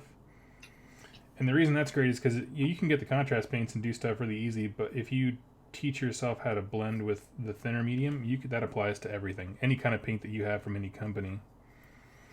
So that's actually not a bad idea. Get good at painting before you use contrast to like stunt your growth. It also depends on, do you want to get really good at painting? Like I'm happy with my paint level. I don't do the things that I need to do to get better, like learning new techniques and stuff like that, which is out there, and I could go do that. But I'm like, if I look at my models, I'm like, if that's my upper skill level, I'm fine with that. Yeah. I'm sure it'll improve just because like I can tell when I've been painting a lot because my strokes are more precise. I'm just a better painter. But as far as like learning new techniques, I'm like, if this is it, it's fun, you know. Yep. Totally. That's a good question to ask yourself. Where do you want to go? How good do I want to do at this? I think the next thing for me is basing. Learning how to be a better basing person. But it's always nice when you have friends who paint better than you. because then you trade them unpainted models and get their armies back, like Iron Jaws and Fire Slayers. Dude, you think you paint better than me? Whatever, dude. I'm just kidding. How long you been working on that skull, Walter? Don't worry about it. I didn't need to have it painted to beat you. Yeah. Oh my gosh. It's funny. We had a conversation about trash talk. Because Doug, like, I definitely talk the most trash out of our circle of friends. It's just, I don't know. It's just, I grew up talking trash. Everybody talked trash in my family, like into basketball, sports. And I talk trash, not that, like, if I'm playing somebody I don't know, but we definitely go at it.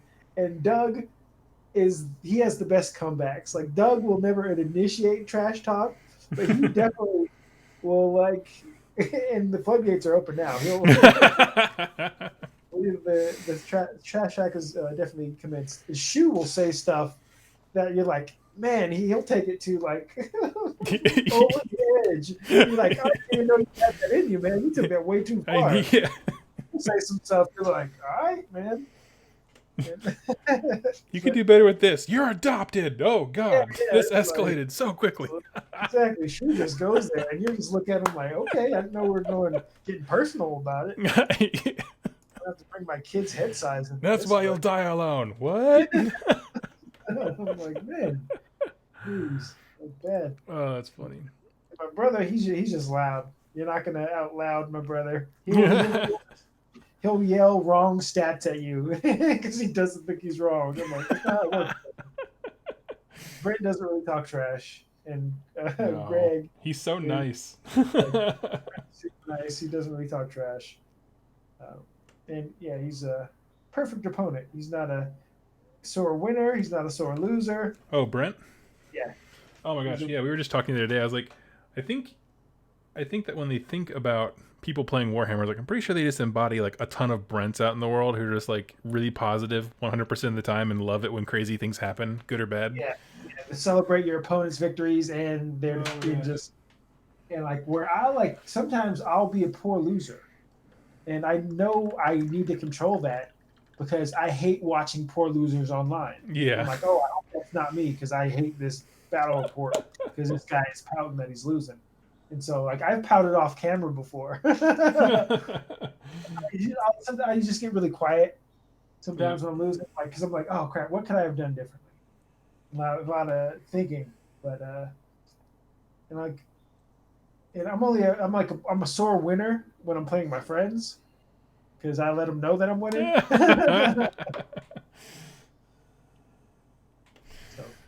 That's funny.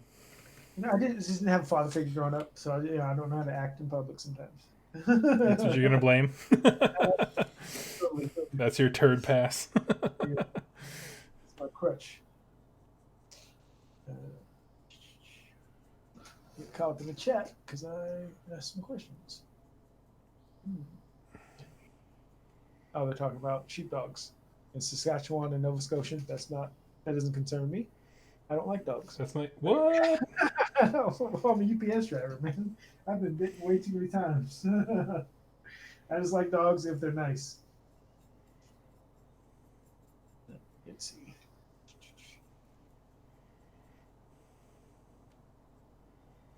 That's fair. You got a good excuse. Oh, you got 2+ Tough. I absolutely fell in love with the painting when I started about a month ago. But the medium that they released is that a necessity for the contrast. Thinning has become secondhand with water. That's true. Water is good. Also, like you can go third party. Like I have this air cast there I use sometimes. There's a thinner medium I used, and Lamian medium, which is just like glazed medium, I think. And water, it might be just a fancier way to sell sell you water, but it works good. Sometimes I use a mix of both water and thinner medium. I kind of don't know. I don't have a recipe. And just whatever's at hand, I'll like now I'm dripping some water in my paint. But I'm sure painters know exactly what to use and when to use it. Yeah,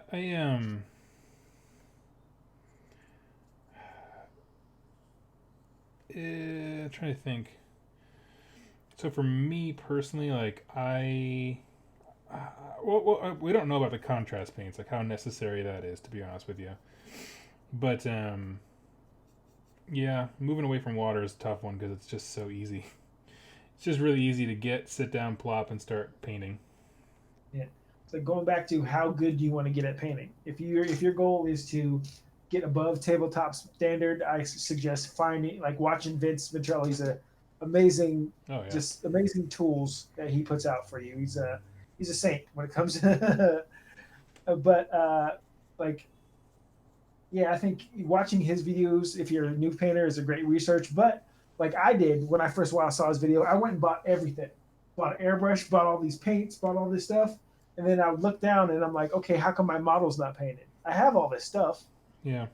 But you just have to dive in and actually get better by failing and just by painting, and you're going to improve. Yeah. But yeah, airbrush is definitely a must in my opinion. But like Doug doesn't have one and he does just fine, but it makes everything so much easier. Yeah, I can't believe you paint that past and you don't have an airbrush. It's all on the wrist.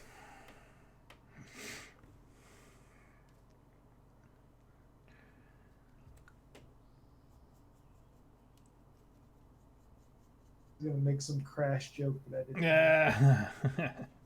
This kid's listening to this. Let's see. Yeah, it's I use Lamium medium and that kind of stuff every once in a while, not a ton.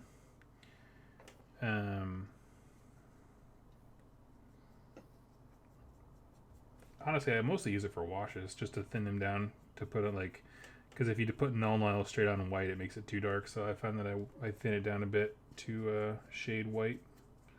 That's pretty much it.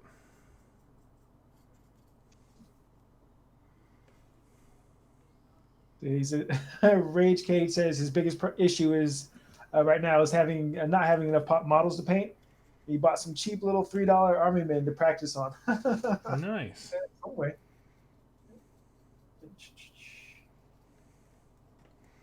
If you're looking for cheap guys and you're new to the game, eBay is your friend. Mm-hmm. What's your eBay channel, Doug? You can go buy some stuff. Oh, he's got 2+ stuff. Yeah, you'll find it. Yeep. Got some Deepkin and the furnace he just got will shortly be on there. Yeah. Oh, whatever. He agreed. He knows that thing's going to eBay. The guy worked hard. Fan of the channel, worked hard. It ain't going to eBay. It's going to Shoe. Just like me selling that Archeon. Oh my gosh. So this awesome fan of the show, Sean. Yep, Sean, his high life scenery. If anybody, he's just starting up his company up in Canada. So he told me, man, I really enjoy your content. I would love to paint for you. Would you mind, let me do a commission and you can keep the model and just kind of promote my service. I was like, yeah, that sounds totally fine. I was like, but you got to understand, like, if you are a true fan of the channel, you know exactly how I am. And he was like, it's totally cool. It's cool. I'm on board. I'm like, okay. Like, I had to reconfirm 9 times. I'm like, okay. That's not a bad Sean impression. Yeah. Yeah, dude. It's like, yeah. Actually, got to hang out with him when I went to Vancouver for West Coast GT. Oh, really? Yeah, he lives in Vancouver. He came over and hung out for a bit. Sweet. It's always nice to meet people who enjoy what you do. Oh my gosh, yeah.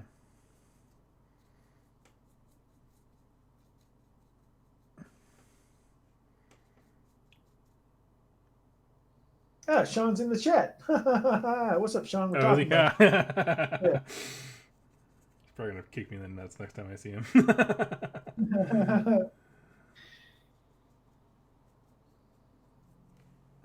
Yeah, if anybody's looking at high life scenery, yes, that's the name. Yeah, his wife is awesome. Yeah, she is amazing. That's probably her using his YouTube account. I got to hang out with him on Saturday. Yeah.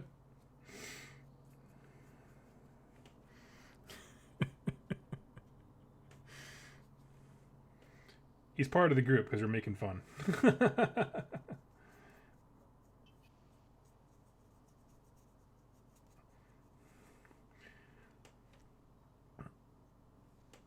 see. Now, with this Pallador army you're building, are you going to take this to local tournaments, or would you kind of take the optimal thing, take your sacrosanct and all that stuff? Or would you just like, hey, this is what I made? If it's a Victoria's Secret beat face thing, I might go with something else. But in general, I want to use it. Yeah, I think it's a great idea. I love that stuff that's like the flavor.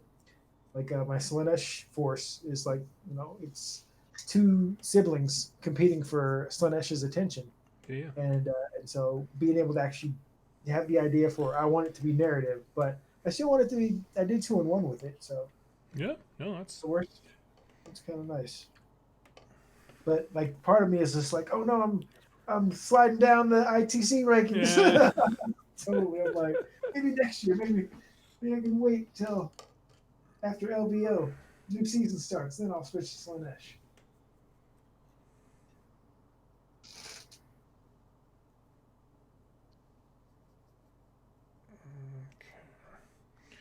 Man, this is the derp phase right now, and these guys look terrible. Basically, I'm blocking off all the red where it's going to be warpy. Oh, Devin asked, can you give some Stormcast army tips to be competitive? All right. Yeah, sure. So there are a couple competitive builds. You have the Hammers of Sigmar, where you have evocators, just because they're so good, like points wise. And this all hinges on the end of the month, the GHB comes out, and so every army kind of gets reset. Yeah. And the whole thing gets reset, and you have to kind of figure out what's competitive now. So Stormcast being competitive now is evocators, Gavio Shearheart, because he can make sure their charge gets in, and so that's a competitive build. Sequitors are amazing, 120 points, and they can re-roll their saves of 3. And of course, Stormcast is also fun because there's so many different. You have so many different choices, which can be tough.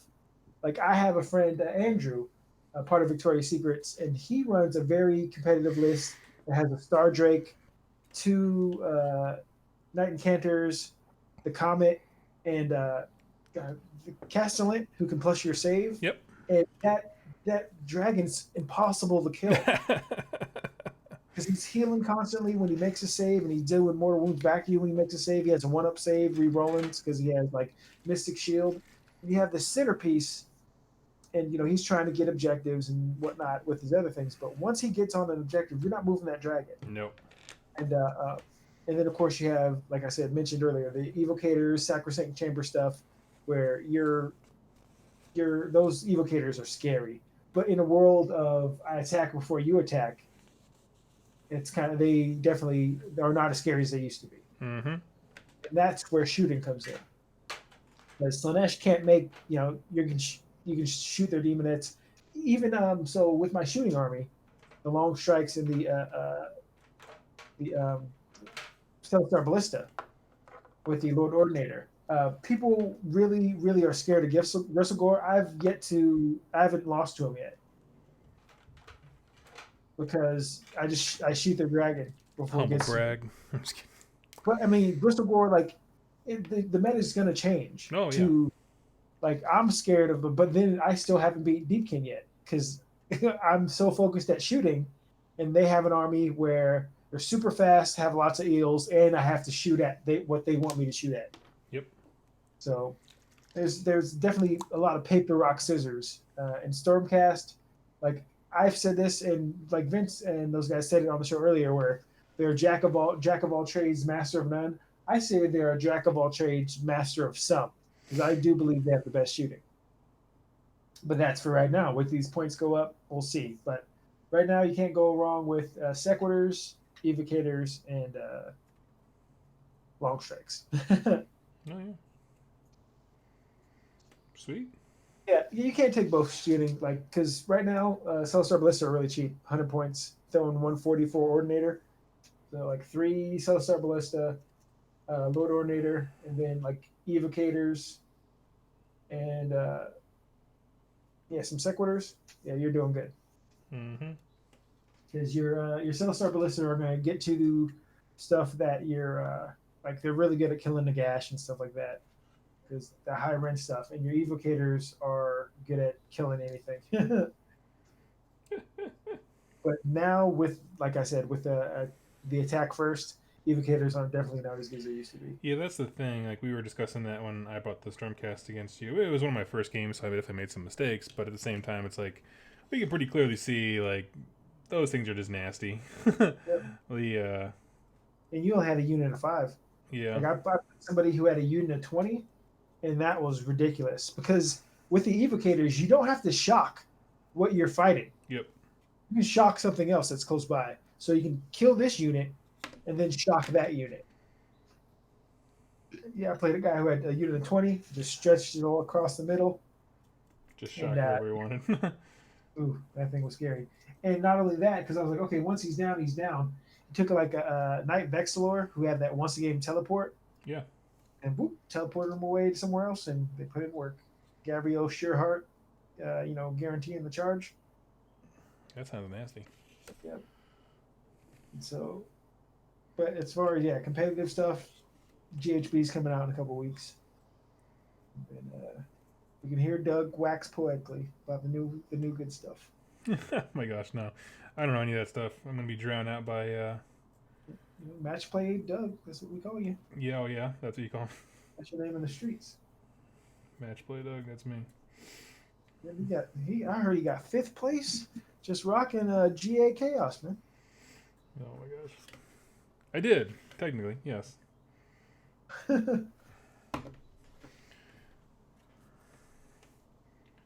It's also different. I know, like when I listen to Honest Wargamer and those guys, I know they know way more than I do about match play. Oh, yeah. Like I'm like, I do well, but like there's so much more I need to learn.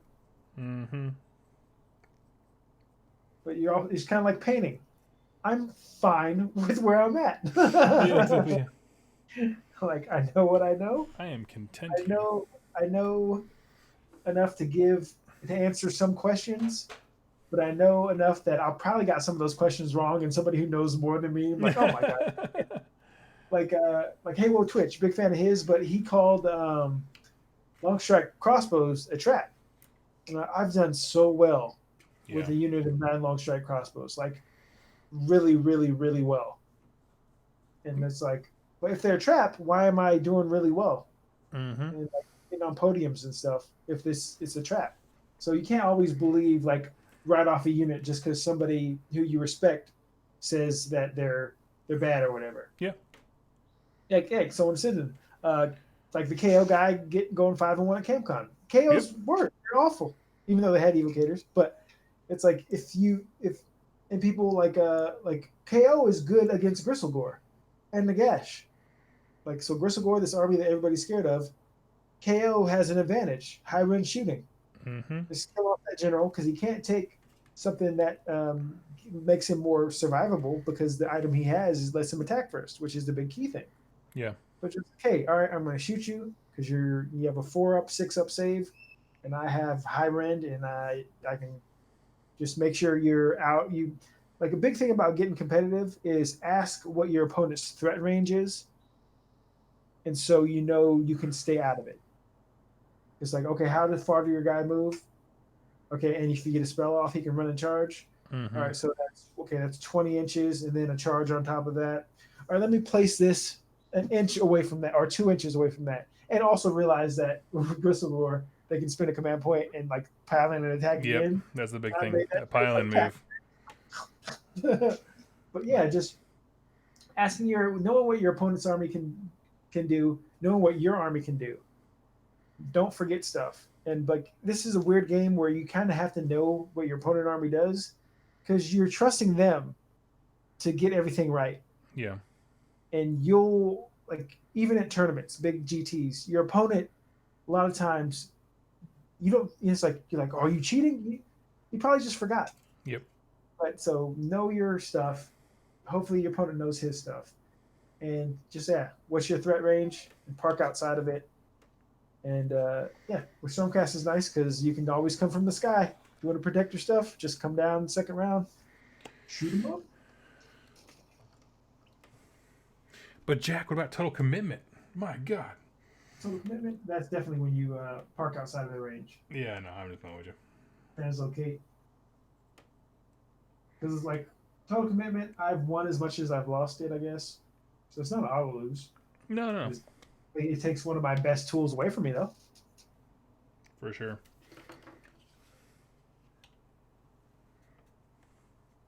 What have you missed?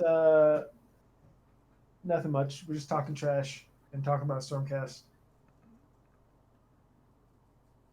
Somebody in the chat asked what you missed. Goo. Now, are you painting? Me? Are you assembling? Right now, I'm painting. Oh, okay. Yeah. Well, focus on you. People are tired of looking at me. Yeah. They only can look at somebody who looks like Mr. Bean for so long.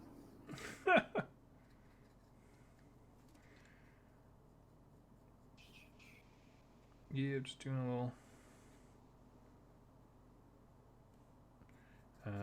Getting the flesh tones right on my riders. So I'm going to be building up the purple a lot lighter with Slanesh Gray. So make them so they're gonna like kind of have a light fade of purple rather than being like as purpley as the leader guy. And then I'll go back and do the feathers a different color so it'll pop even more. And I got the corn red down as the base for the warp glow thing. You paint so fast, like just your strokes. I'm like Chinese water torture. You'd be like, little tree, boom, boom, boom. No mistakes. No mistakes. Let's see.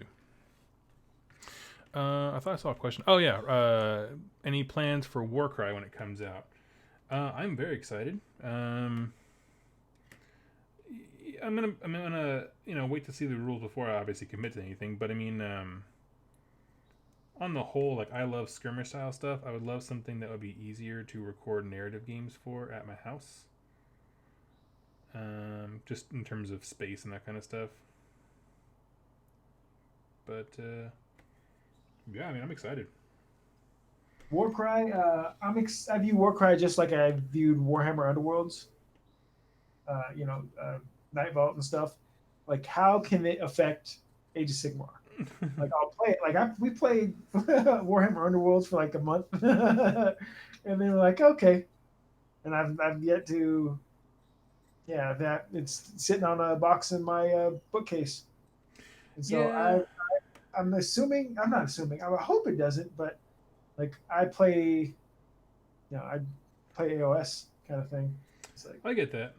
My thing is just where they lost me on Underworlds was like I just don't like the card mechanic. I don't like the list building, the card deck building. That's kind of what I'm trying to say. Yeah. Didn't care for it, and that's so much of the game, especially as more and more stuff kind of came out. Like you would buy stuff just if you wanted to be, stay in the game, so to speak, just for the cards. Like, no, I did this all with X-Wing. I'm not doing it again.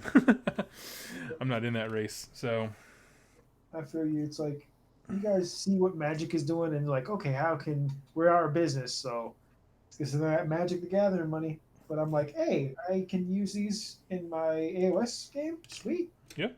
I'll Yep. do that. We see that Witches of the Coast is printing money. We would also like to print money. Yeah, I forget. A friend told me a story who I don't know. I don't know if I can share it. Never mind. It was just Wizard of the Coast brought up something. Yeah, I don't know. we work. It Yeah, was, we live near there, so there's quite a few of our friends. yeah. Yeah, I mean, I think I'm not going to name names. If if they said if Wizard of the Coast, which is like Hasbro or whatever, made as much money as Games Workshop does, Yeah. they go out of business. Yeah. It's like it's not even close. The No. different how much money they make between like they panic. Yeah. No. Yeah, they would just implode. It reminds me of this Chris Rock joke where he talked about if Bill Gates like made as much money as Oprah, he'd jump out of the building and slice his throat on the way Oh down. my god.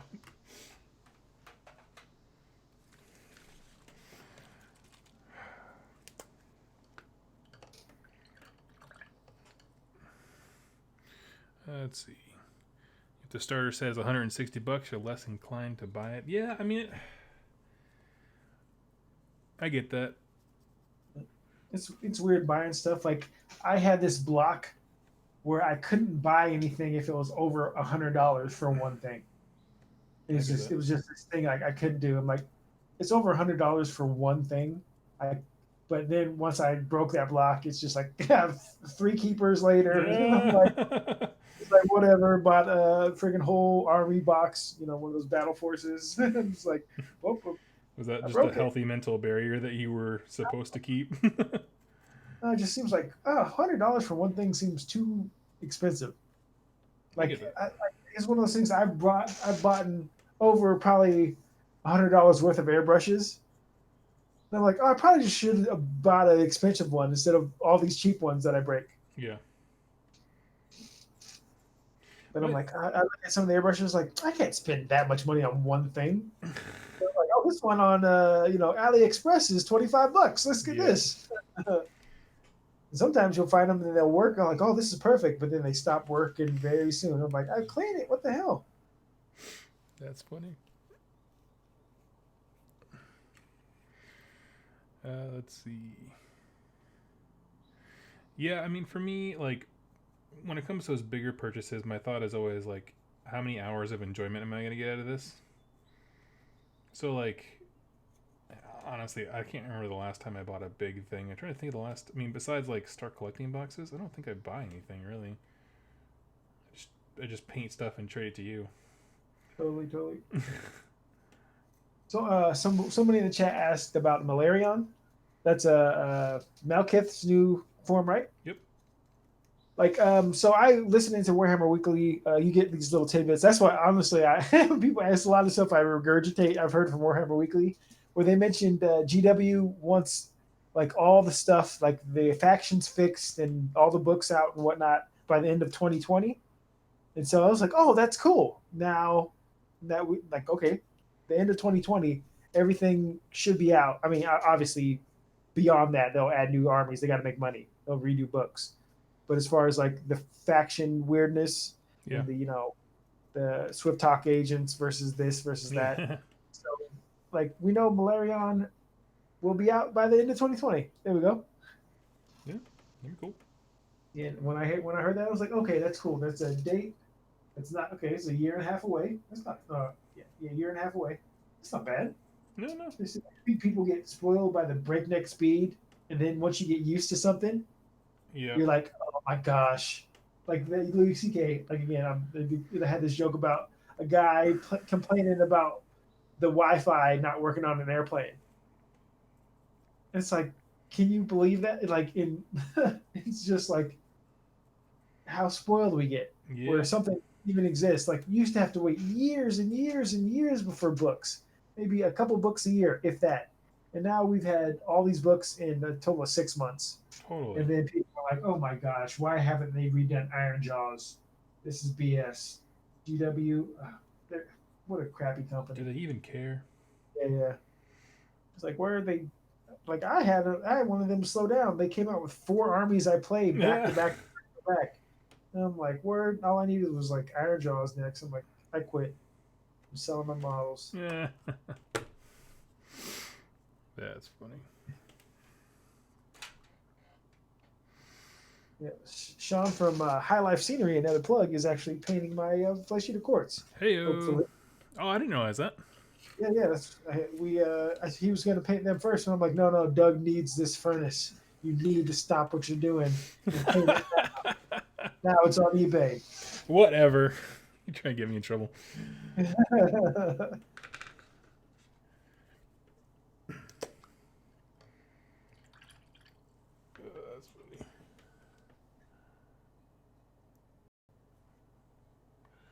funny. It's amazing how little you need to have a very good flesh eater quartz army. I just have like random stuff, and it's like really good.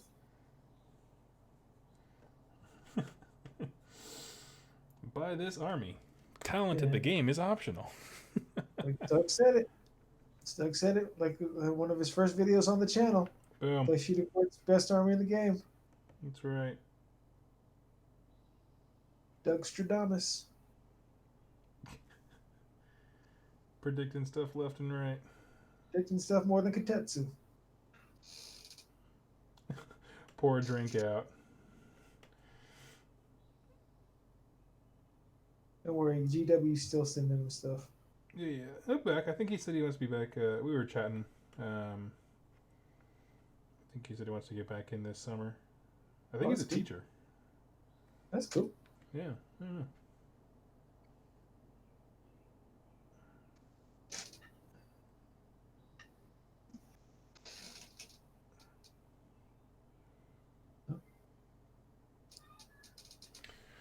Let's see here. Griffin Bait.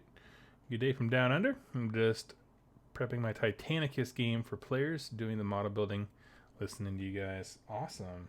That's awesome. Titanicus is one of those games that just, it looks so interesting to me, but I just don't think there's anyone nearby who plays it. And so that's like a, does it use the Titans, or they have a smaller version of the Titans? It uses a few different sizes and variations of them, but it's basically like the big Titan things, yeah. Okay. So is it like, did you remember this game like Epic 40K back in the day? It wasn't a thing when I jumped into the hobby now, but I know of it, yeah. Okay, so is Titanicus like that, where it's like smaller scaled version of these Titans? So it's the whole, like, you can't play your Titanicus stuff in 40K because they're not big enough? Exactly, yeah. Okay. Yeah, that's... I like game. One thing I do like about Games Workshop is their cross compatibility. Like, you can play Speed Freaks, or you can use that stuff for your Orc 40K army. Yeah. So, like, with Titanicus, it's like you can't really do that. No, it's its own thing, which is why I think the prices tend to be a little bit more outrageous, because you gotta buy it for that. You can't, Yeah.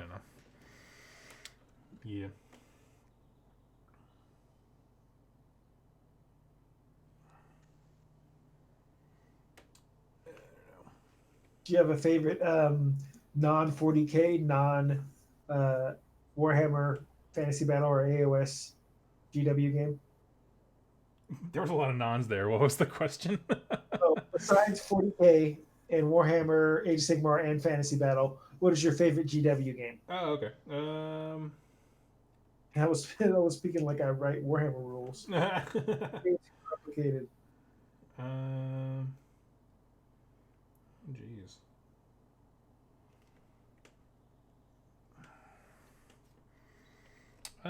Probably. I really enjoyed Kill Team when I was playing it. Okay. You had to play that one back in the day, as they say. The Warhammer Quest. Me and my cousins and my brother played that so much. It was a lot of fun. Oh yeah. Yeah. I think I played the Chaos Warrior. No. I was the Elf Ranger guy. Nice. Yep.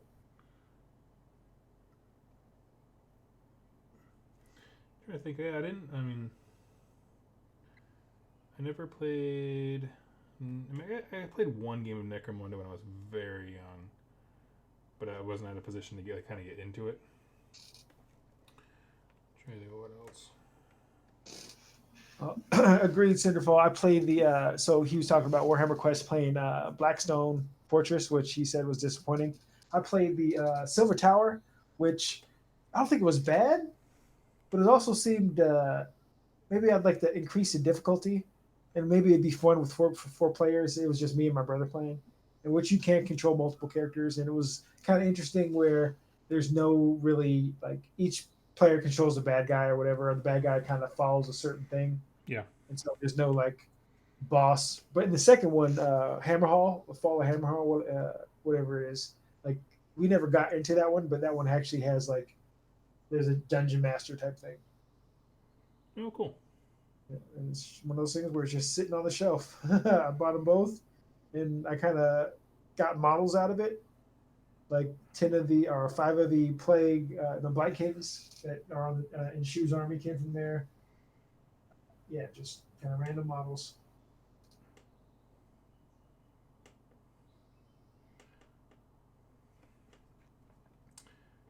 Yeah, I don't think I've played. I mean, I did play some Shadespire. That was not a bad game at all. I enjoyed it when it was simple and just a few warbands. Yeah, at the very beginning.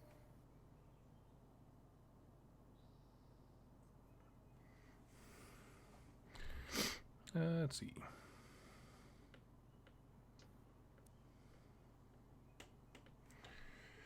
Okay.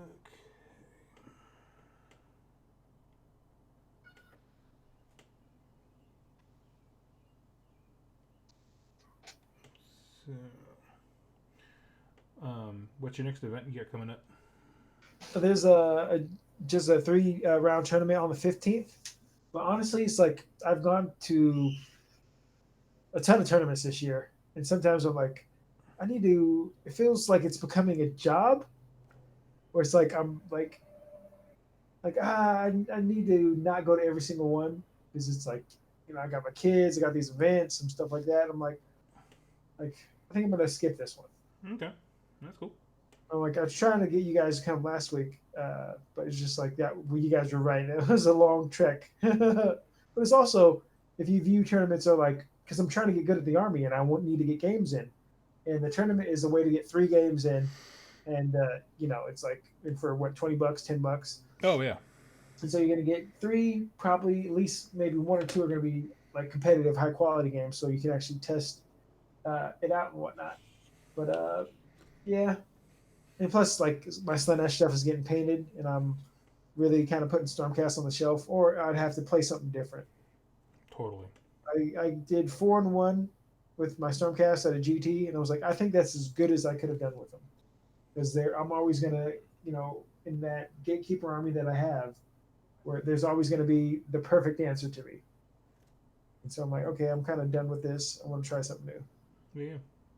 But it's a 3 round, and I have a chance to win it. Like anybody has a chance to win a 3 round tournament, in my opinion. Oh yeah, because it's all about who you draw and what your opponents bring, that kind of stuff. I've seen Beastclaw Raiders win a 3 round tournament under only maybe 6 months ago.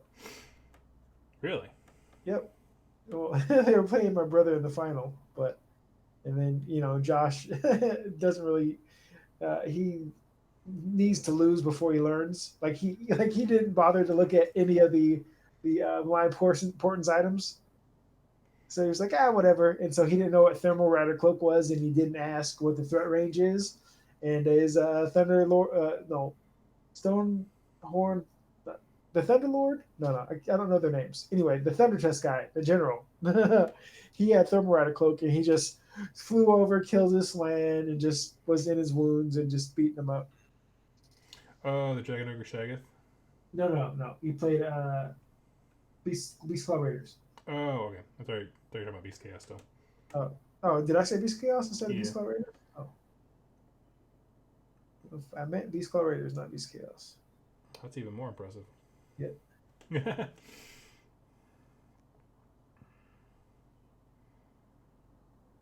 But I'm that same way. Like you can tell me what your army does, and I'll be like, okay, and then I have to actually see it. Like, yep, I'm the same way. you told me about your shoot cast, and I was like, that doesn't sound so bad. I can withstand a round of shooting. And I did not say that the next time we played.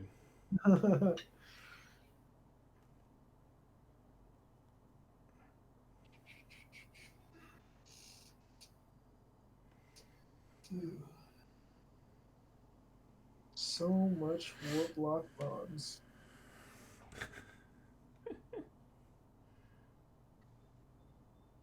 When's the next time you think you'll play the corn? This is the last time? No, I said, like, when's the next time do you think you'll pick up the corn? I need to finish this so I can get them on the channel. Like, the only thing is stopping it from being on the channel is painting this and these judgments up. But it's like, you know, getting the motivation to start painting. Or you'll find something else to do. Or you'll get spoiled with Greg painting 3 of my models or 4 of my models. I'm like, oh, I just need to find somebody to paint everything for me. Yeah.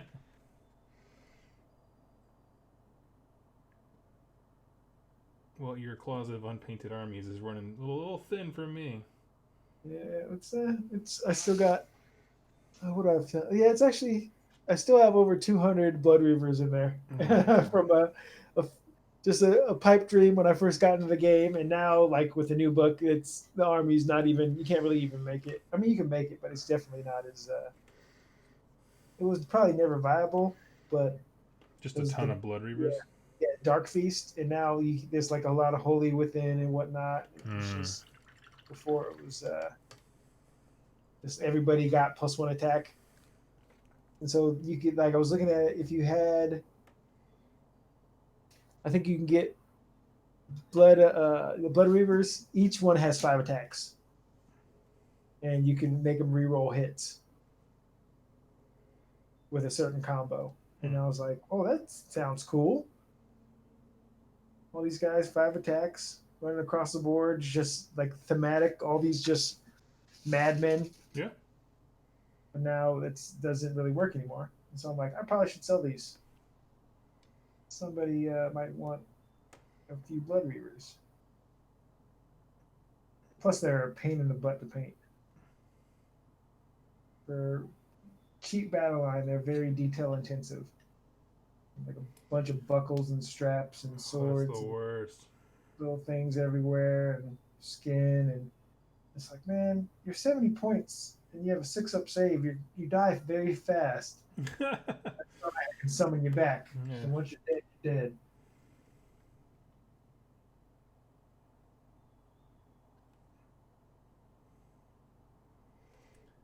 It's pretty intensive to spend all that time painting models just so you can summon other models on. Yeah. Painting up blood tide points. Maybe I think they'd be better if they were on 25 mils. So you can get more in there. Yeah. Yeah, I wonder if what they'll do with cultists or marauders, I suppose. They're on 20. Hopefully get new models. Yeah. No, gosh, yeah. Yeah, you painted up. How many of those you paint up? 40.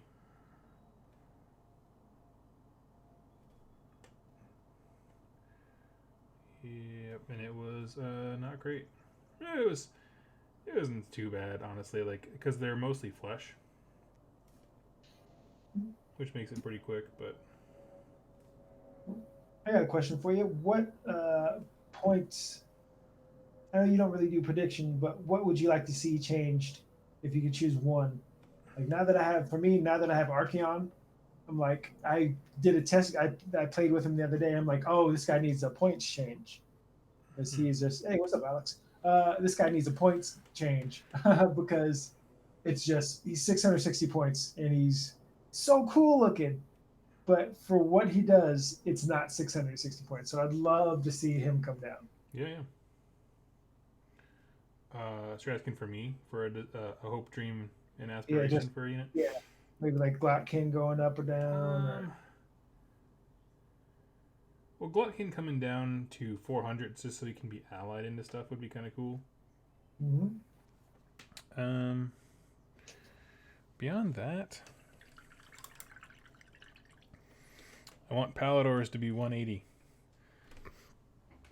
The Alex Gonzalez is the chat. Is this the same Alex who competes in tournaments and stuff from Portland?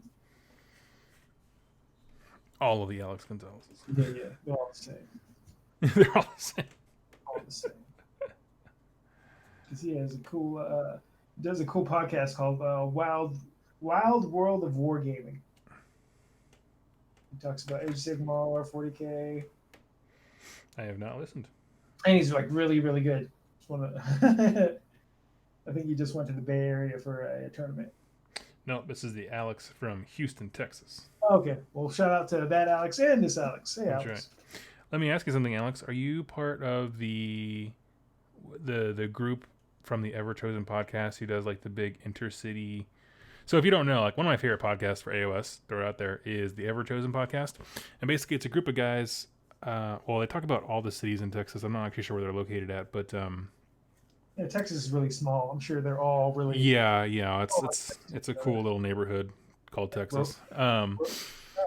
But basically they started to do GTs in San Antonio, Houston, Dallas, and Austin, and they're going to get together and do a big Masters event. So a Texas Masters is what they're calling it. So they got all these stores across all the cities to kind of like work together, which is a really cool thing. So I don't know. I've been really interested in what they got going on just because it sounds so unique of players and that kind of stuff. Now, Alex, I'm not talking about that. I'm talking about something else. But anyway, everyone, go check out the Ever Chosen podcast. There is a group that is organizing cool stuff over in the greater Texas, I don't know, state, region, area, whatever you want to call it.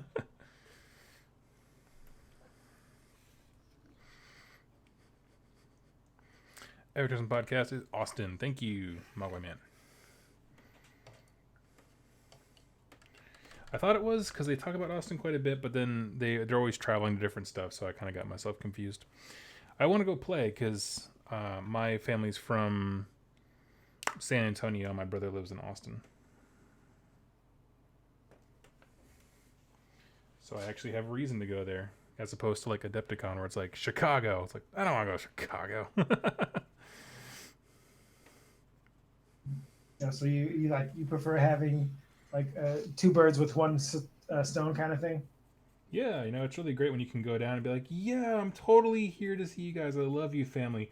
Also, I'm going to step away for this entire day. Don't ask too many questions about where I'm going. It's just this little event. My family's from England. Like on my mom's side, I'm like, maybe I got some relatives over there. Yeah. It's me, your long-lost relative, Jack. Do you have a couch, by chance? Yeah. Good day, Governor. Good day, Governor. Yeah. Hello, Governor. What's up? Love me some Harry Potter.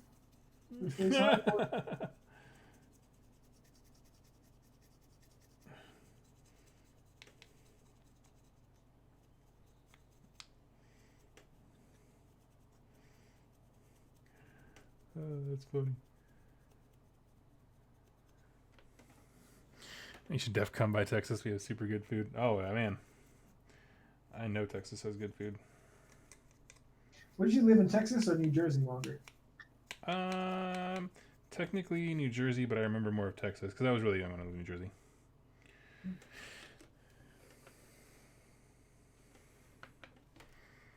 Yeep, yeep.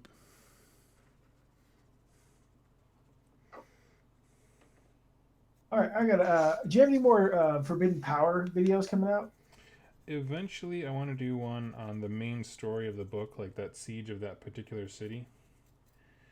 I just haven't blocked up the time to actually read it. Okay, because I'm like, dude, I need to know what's going on in Forbidden Power. I'm not going to read it. I came here to roll dice, not read. Can you hurry up and make some more videos, man? What's up with all these hobby hangs, dog? Oh, my gosh. Like, what's going on? I really liked your last one because it explains, like, okay, I love your analogy. Like, say if they're like hidden nukes that Sigmar hid around in like different areas, and you stumble across them, like, oh wow, I got this big old cache. What is the the mechanism called? Like that you can take as a terrain piece. Penumbral engine. I think I'm not gonna say it sucks, but I'm not impressed with Do that. it. Be like everyone else on the internet. I'm like, man, it's a lot of points for something that's not guaranteed. I Because wouldn't. like with my shoot cast, I'm very command point like starved, Yeah, and so you have a potential to get what 5 command points, something like that. and it's 250 points. Okay, so you have the potential to more than pay for that, but you also have the potential to not because you have to roll like first you have to roll a 4 up, and then you have to roll a 5 every turn or something like that. I honestly didn't even look at it too hard, but Yeah, it's like, oh, free command points. That no thanks. Maybe if this thing was 50 points, I would spare 50 points, or maybe even 75, but 100 points, I can get 2 command points guaranteed, or a pot, and I can gamble to try to get 5. yeah, it's I think their real misstep was not making it free for factions who don't have terrain. Like it was a free bone. You made the model. Like Oh yeah, definitely. Stormcast not having a train piece, that'd be perfect. Or just like make that the Stormcast train piece. Look Stormcasty. and that just like free people. You know what I mean? They already want to huddle up anyway. Like that'd be perfect. But with the way the game state is now, it's like they need that they need those points for bodies. Yeah. So okay, got some stuff in the chat here. How's the Washington scene? Might be moving up there for work. Oh, it's definitely growing. Like Yeah, from it's so yeah, it's cool. it's cool. Some Yeah, cool there's cool YouTubers up here too. yeah. Cool Real guys. celebrity status. You can come be a part of You can carry everything my we do. bag.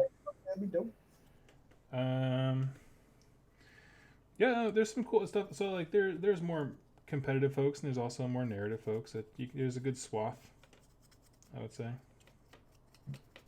Definitely growing, and yeah, there's every tournament is pretty good. Victoria's Secret is like the big local gaming club here, and then there's Dimensional Cascade, and yeah, it's a good scene. I think nobody's a jerk. Nope, no jerks.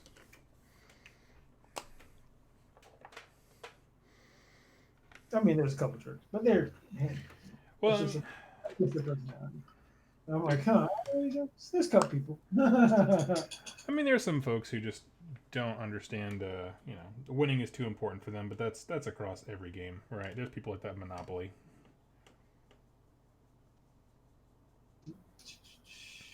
Might be working in Redmond. Ooh, that'd be sweet. Yeah, Redmond's not far from me at all. Oh, I have to hop off here, sir, and Okay. need to do some re-rolling one's business. Hey, what, But lose? Hey. it was a pleasure, everybody. I'll talk to you later, Yep, and yep. I'm out, my friend. See you, sir. Okay. Cool. So we got rid of the noob. We can go talk to some real, talk about some real AOS stuff. I'm actually going to be hopping off here pretty soon as well. Just doing some slightly more buildup of color on this guy. And so if you're just joining me, yeah, it's he's just popping out of his little Ride the Winds Etheric Warp.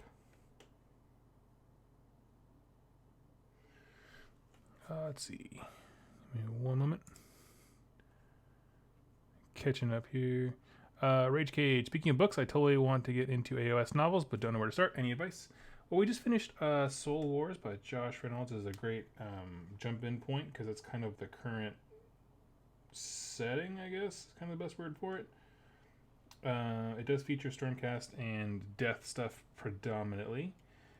For most folks, what I always suggest if you want to jump into AOS lore is I always ask, what's your favorite army or army that you're most interested in? And then we kind of pick a book based on that because like I have found that there's so much information out there that it can be overwhelming. So you basically just pick a place to start and then just start learning incrementally like you do everything else. That is generally my suggestion. So let me ask you this: what's your favorite army, or one that you're the most interested in? Let's see.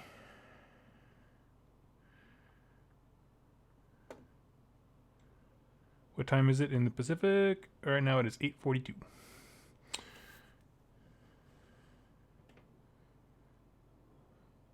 Please do a Plague Furnace versus the Bell. Right on.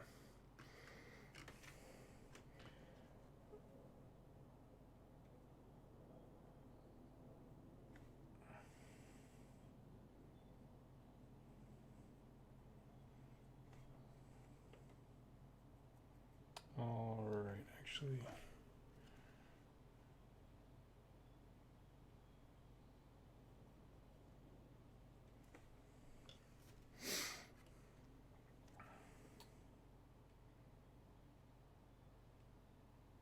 I didn't realize how late it had gotten. So I'm actually going to hop off and make me some dinner. Holy smokes, I'm in trouble. Anyway, I'll talk to you guys later. Probably another painting hangout right like that. Thank you everyone for joining me. I'll talk to you soon.